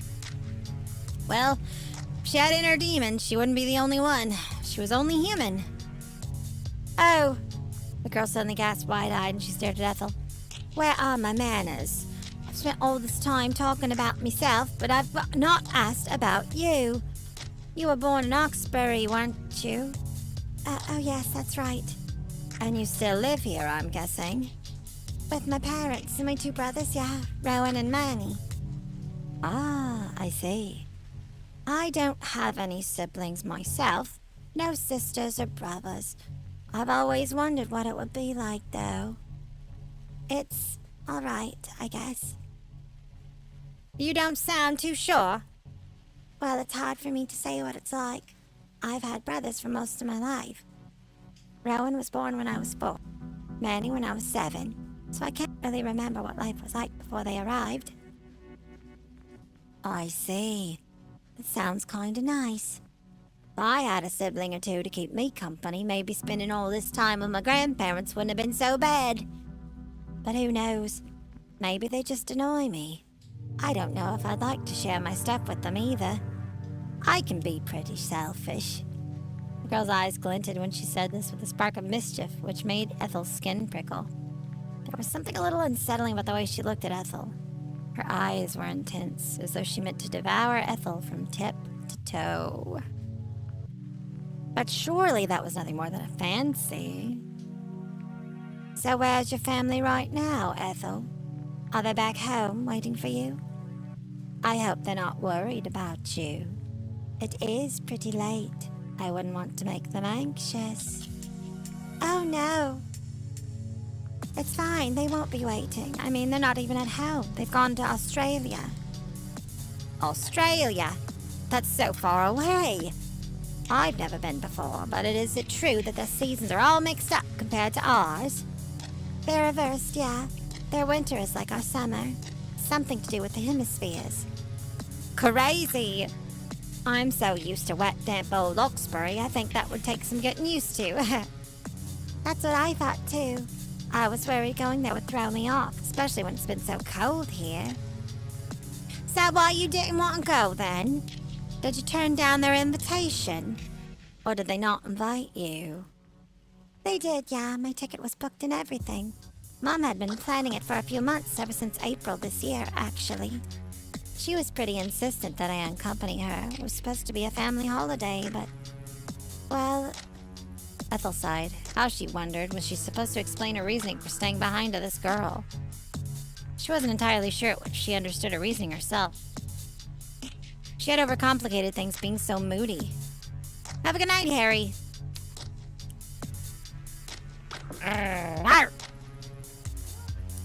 But wasn't that what she always did? She was forever making things more difficult, not that she wanted to. It just seemed to happen. Hey, Ethel, you didn't have an argument with your family, did you? Oh no, it's nothing like that. We're fine, really, everything's fine. Then why didn't you want to go? I'd leave England at the drop of a hat if I could. It's so wet and cold and... ugh! I can't stand it here. So gloomy. Australia sounds so much nicer. It does sound nicer, but... But? Girl shifted a little closer to Ethel, so much so that her thighs brushed. Don't you like being with your family? Don't you get on with them? It's not that I don't get on with my parents. They're nice enough, I think. My mom nags me about my clothes and my hair sometimes, and my dad can be a bit insensitive, maybe. Ethel thought back on the numerous occasions she'd tried to practice her violin at home. Occasions would have been stiffly terminated by her dad telling her to put a cork in it because he was trying to watch the telly. But they're not bad parents. They're not abusive. Other people have it much worse. It'd be unfair of me to complain. And yet, despite that, you still didn't want to go on holiday with them? It's not like that. What is it like, then? It's my fault, really. They've not done anything wrong. It's all me. What's all you? I don't understand. It's not that complicated, really. It's just it's the way I think about things. My parents are fine. They're lovely, even. And my brothers, we argue sometimes, but I think that's normal. All siblings argue. Clementine always picked fights with the sisters, too. Clementine? My girlfriend, Ethel was about to say, but that would have been a lie. Clementine wasn't her girlfriend anymore. They'd spoken so little after their breakup. Ethel wasn't certain whether she was even her friend. What was Clementine to her now? Was she anything to her now? She's just a person I know from university. We talked a bit. Ah, a friend, then. We were friends. I don't know about now. Not that it matters. None of it does, really. What doesn't matter? My feelings, maybe. I've been a bit down, I guess. I couldn't tell. But it's all very silly. It's mostly self-inflicted anyway. I just get like this in strange moods, I mean. That's what my mum says. She thinks I should buck my ideas up. Maybe she's right. It's not like I want to feel sad. Of course you don't. I don't think anybody does. But sometimes, no, most of the time actually, I feel like a burden. I just bother my parents and my brothers, and Clementine too. That's why I didn't want to go on holiday with them. They insisted, but I don't know. They said the holiday wouldn't be the same without me, which is probably right. But I think it'd be far the better. That I've been so gloomy, I don't think they'd want to put up with me. My parents were planning this holiday for ages. They were looking forward to it. That's why I didn't want to come along. I know I'm not in the right mood to enjoy it. I'd make everybody unhappy, and then I'd spoil everything. I think. Ethel's fingers lying on her lap curled in on themselves, her nails, which were short and serrated. She'd been biting them lately, though. It was a habit she tried for years to kick, digging into her palms. Her shoulders shook. Then very quietly she said, I think they'd be happier without me. Clementine certainly had been. Who was to say that her family wouldn't share her opinion? I'm sorry. I shouldn't have said all that. I was being silly, really. I know my family do care. Obviously they do. It's just sometimes... Shh. Ethel startled, surprised. The girl was sitting even closer to her than before, their fingers twined together and her eyes round, almost owl-like in their concern. Ethel stammered, stunned by the sudden unexpected closeness. Stunned, too, by the sensation of the girl's skin upon her own. Her hand was icy cold. It's all right. You don't need to try and explain yourself. Not to me. I understand how you feel. I understand only too well. You do? A little. You aren't the only person who's been feeling lonely. But I wish you wouldn't be so very hard on yourself. Don't say that nobody cares. I know I shouldn't. It's childish to think that way. Of course my parents care, but... they don't make you feel like they do. Ethel looked into the girl's eyes, held captive by the intensity of her gaze. For a few moments she could do nothing except sit there. She swallowed, tasting sawdust in her throat and dead empty air. Then, like an aged automaton that was in dire need of oiling, she shook her head. Oh, you poor dear. Sounds like life has been very hard for you. Try not to worry. You aren't alone. I know how it feels, being unwanted. It's awful, and it feels just unjustified in your case, too. After all... The girl reached out. She cupped Ethel's cheeks with her fingers, her palms icy against Ethel's warm skin, and said, You're so nice. Do you really think so? I think you must be. Otherwise, you wouldn't have listened to me so patiently when I was complaining about my grandparents. You're a sweetheart. And no matter how other people might have made you feel, I'm happy to be spending time with you. Meeting you has been really refreshing, actually. It's almost enough to make me think this was fated. Fated? That's right. I think you were sent here for a reason. You can laugh if you want, but I'm a pretty superstitious person. Maybe it comes from spending so much time with my grandmother. She's always put a lot of stock in that sort of thing. Tea leaves and the alignment of the planets and the star signs. And I don't think our meeting happened for no reason. It must have been ordained by, I don't know, fate, destiny, karma, kismet. Call it what you will. Maybe it doesn't matter. Maybe I've let one too many of my grandmother's silly stories get to me. The girl leaned in even more closely, if such a thing was possible. Then quietly she said, But there must be a greater reason behind why our paths crossed tonight.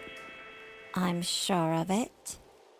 I've been so lonely here these last few days, with nobody my age to talk to. The girl's eyes continued to bore into Ethel's large, dark eyes lined with long, dark lashes, which seemed pregnant all of a sudden with meaning. But now, I have you. You have me? Yes, I have you. You're mine now, just like I'm yours.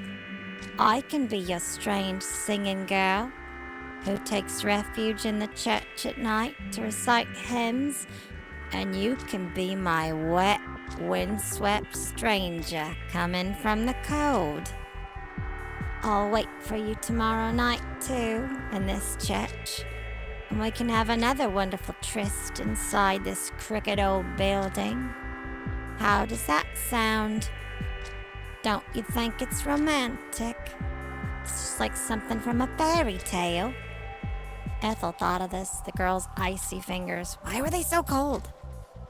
On her own, and said, and as she did, she felt herself blush.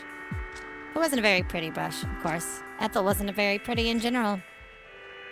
Her blushes, when they came, were uncomfortably intense, red and blotchy, and not so very dissimilar from acne. She wasn't attractive. Ethel knew she wasn't attractive. She wondered in that quiet, understated moment in the church whether she was pretty to the dark-haired girl who cupped her cheeks. If this is a fairy tale, then would this have a happy ending? Well, now, that depends. On whether you come back, of course. I'll be waiting here, so don't be a stranger. Stop on by if you don't. I think we'll both regret it. I mean, impishly the girl smiled. Then I won't be able to do this. The girl dipped her head before Ethel could say anything, before she knew what was happening. Ethel soon felt something soft against her lips, and she gasped. She could hardly believe it, but... The girl was kissing her. The kiss lasted for but a few seconds. It was a little more than a faint brushing of the lips, but it was enough to make Ethel's heart stammer. She knew, as the girl kissed her, her palm still pressed against her cheeks, that this signaled change. Though what sort of change it was exactly remained a mystery. It was undeniable, however, that this would alter her holiday for the good. Things would never be the same again. The girl had branded her. Her kiss corroded like acid, disintegrating all of Ethel's thoughts as if they were made of nothing more than the flimsiest, most insubstantial of crepe paper. There was the church, there was the girl, there was the kiss, and there was nothing else at all. Nothing in the whole world.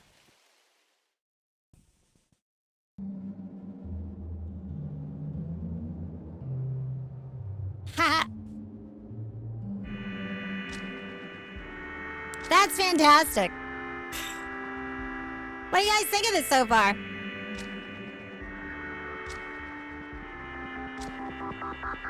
Yeah, that was the prologue. You like that?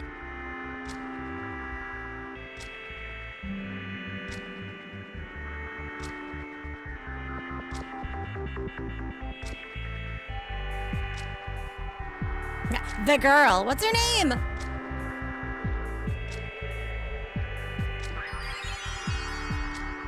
All right. Well, it's almost time for a break. This is actually really good timing.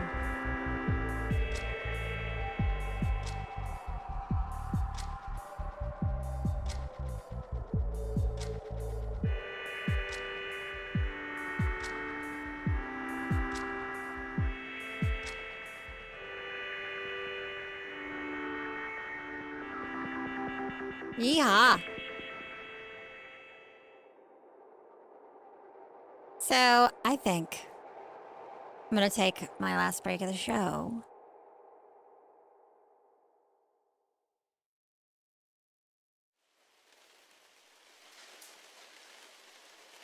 And then we'll get back to this.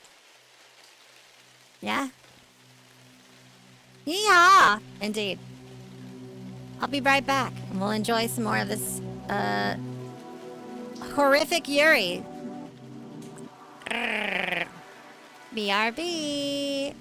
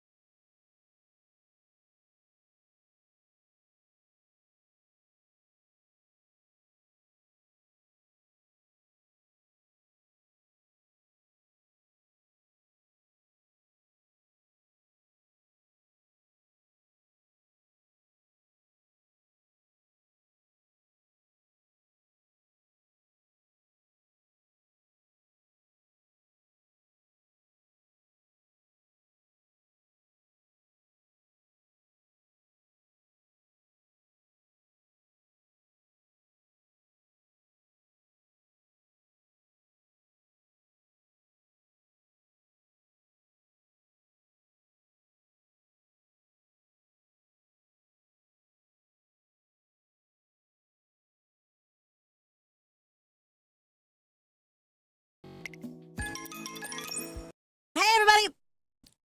It's me, Stinky. Uh-oh, Stinky. Oh, Stinky Coyote. So, I like... well, let's talk about this. What'd you guys think about that prologue? I liked it a lot. It's really good. This game's good. And I'll look forward to doing more of it. I probably will go back to it at a later date. I love ebihime's work. I love this. I love the vibes. However,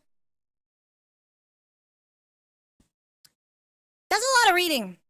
It's a lot of acting. It's a lot of using my voice very quickly in a very controlled and strained way. This is not the same thing as just talking to you guys. It's a bit different. That being said, I've also done a lot of voice acting in the past 4 days. All right? And I mean like a lot.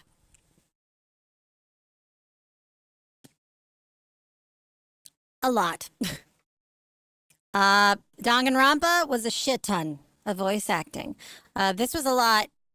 What else have I done in the past few days? I feel like there was a lot of reading on another game I was playing recently, too. It feels like I haven't really given my voice a break because I also have been doing, like, today I had a lot of auditions. And then I had another, like, audition project style thing. And I was singing a lot the other day. Like, I feel good about what I've done because I do feel like I am building a lot of endurance and stamina when it comes to that stuff, but I don't want to hurt it. I don't want to hurt my voice. If you go back to about a month ago, you'll probably hear it.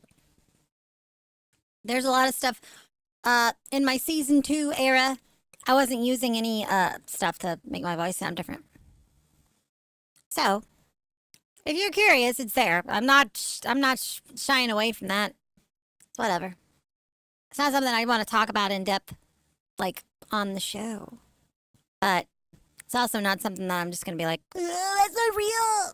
Although sometimes I want to. Sometimes I do think about it. It's like, what are you talking about? I've always sounded this way. I've always looked this way. I've always been 4'8". Always. Oh, I was 4'11" in season 1. What are you talking about? That's a lie. That's a lie. That's a lie. You're gaslighting me. Yeah, it's all on YouTube.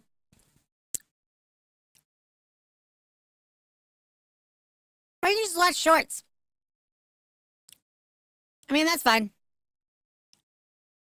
That's fine. It doesn't matter. Doesn't matter to me. I just know what allows me to have more fun. For example, this is something I want to talk about, I guess, since we're talking about it. Okay, if I was in season 2 mode and we did this visual novel, that phone call bit with my mom would have never happened. That's gold. I think that's gold. That was funny. I'm really proud of that moment. It was hilarious, and I can't wait for 80K to get his grubby little hands on that. Oh boy. 80K is gonna work some magic with that one. I love my editor. He's so cool. Yeah, it's gonna be great. But that wouldn't have happened if I was in season 2 mode. Not a chance. I love being like this. I love being a little shit. I love being a shit-eating gremlin. Whatever. Shit-eating gremlin. No, that's not what I said. Don't be weird. I'm not into that. That's really gross. And you know what? If you're into that, I am going to yuck your yum because that is literally a yucking yum. What are you doing? Stop. That's gross. You're going to get sick. Disgusting. You shouldn't do that. You shouldn't do that. We're going to yap for just a minute, though. So I'm going to change the category to yapping just for a little bit. It's time to get our yap on. It's time to get our yap on. Yap on.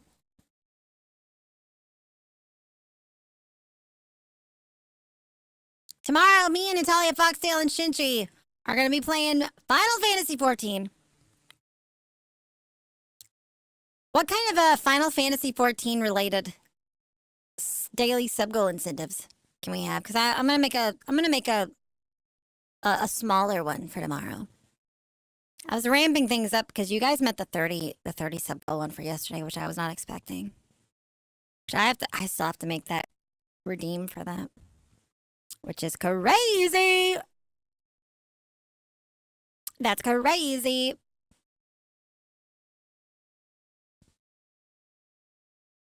Let's make the daily sub goal incentive ahead of time for ease of mind. Yeah, let's talk about it. Let's do it right now. You guys got any ideas? Has to be Final Fantasy 11 or Final Fantasy 14 related. Ha! It could be Final Fantasy 11 related. We'll do a Final Fantasy 11 stream. Make Chizu resub. No. Ah, man, I'd rather we could just make it Final Fantasy related though. How do we do that? How would we even do that?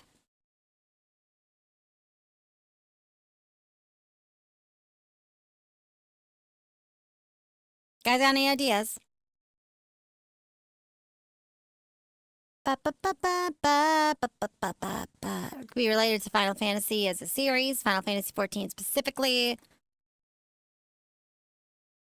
I don't know. Y'all got any ideas? Hit me with your best shot, guys. Come on. Come on and hit me with your best shot.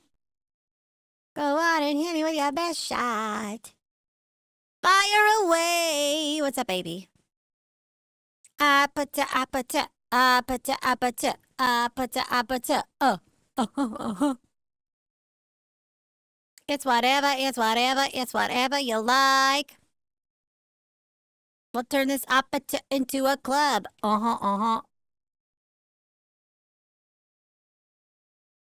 Ba. That's what I'm more. What? Okay.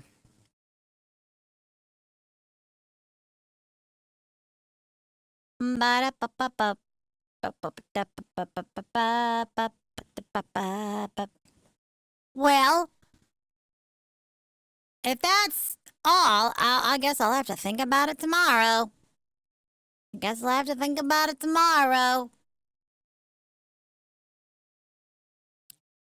find us a raid target, I guess. I'm a little leapy. I want to take off early. You ever do that? Don't tell my mom. I had a part-time job once. That was like not really a part-time job, but it was for me because some days I would just leave. I worked at a store, a really big store, a chain of stores, right? Like a big one. You go into the store, it's a big store. And some days I would leave for lunch. And I'd clock out for lunch, and then I just wouldn't come back. I wouldn't come back for the rest of my shift. I'd just stay home. And nobody ever talked to me about it. I never got in trouble for it. Not even once. I worked at that job until we moved containment. And I never got in trouble for it, not one time. Some days I'd just be like, fuck, I don't feel like coming back. I'm gonna go home and eat a microwave. I'm gonna eat a Hot Pocket, and I'm gonna stay home and play video games instead of go back to work. Never got in trouble for it. Never had a manager talk to me about it. Nothing. Never. They didn't give a shit. I don't even know if they noticed. They didn't get on to me about it. Like, nobody was alerted to it. Nobody noticed. Nobody cared. It was crazy. Isn't that wild? That's kind of what I'm doing right now. Although you guys will notice. I'm sorry. I'll try to find you somebody suitable. A suitable. Well, I think I know where everybody is right now. Happy 8-year anniversary to famous independent VTuber, Iron Mouse. Oh my goodness. That's a lot of people. I'm not rating into that. Sorry. Thank you for being here for stream. I appreciate you guys for supporting me and having my back and listening to me be a stupid little child on the internet. Because I'm not a child. I'm an adult. Twitch, don't ban me. I'm not a child. I just act like one. God. That's crazy. It's crazy how you can get in trouble for that.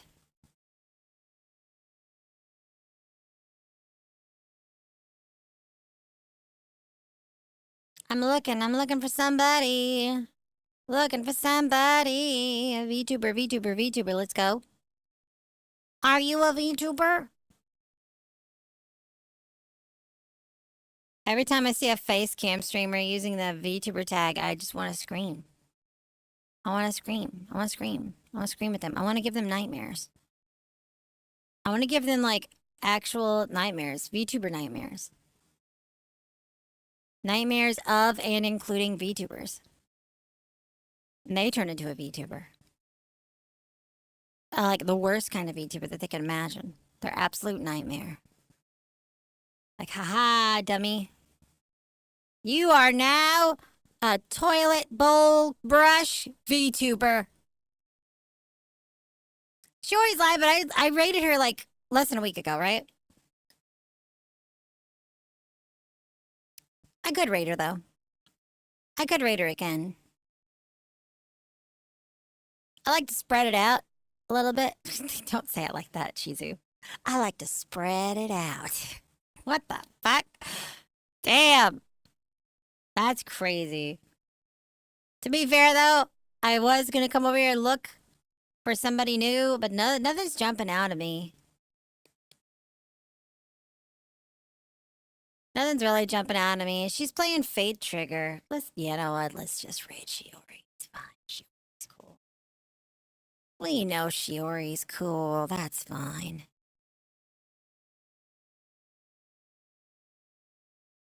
All right, guys. And I'm going to be back tomorrow with Natalia Foxtail and Shinchi streams. We'll be playing some Final Fantasy XIV online. We're going to be checking out new content! New content! New Final Fantasy XI raid! I am going to be screaming a lot tomorrow. I am going to be like, wow, that's so cool! A lot. You guys are going to... I can't wait. Hope you guys enjoy it. Anyway, take care of yourselves and each other, okay? Bye!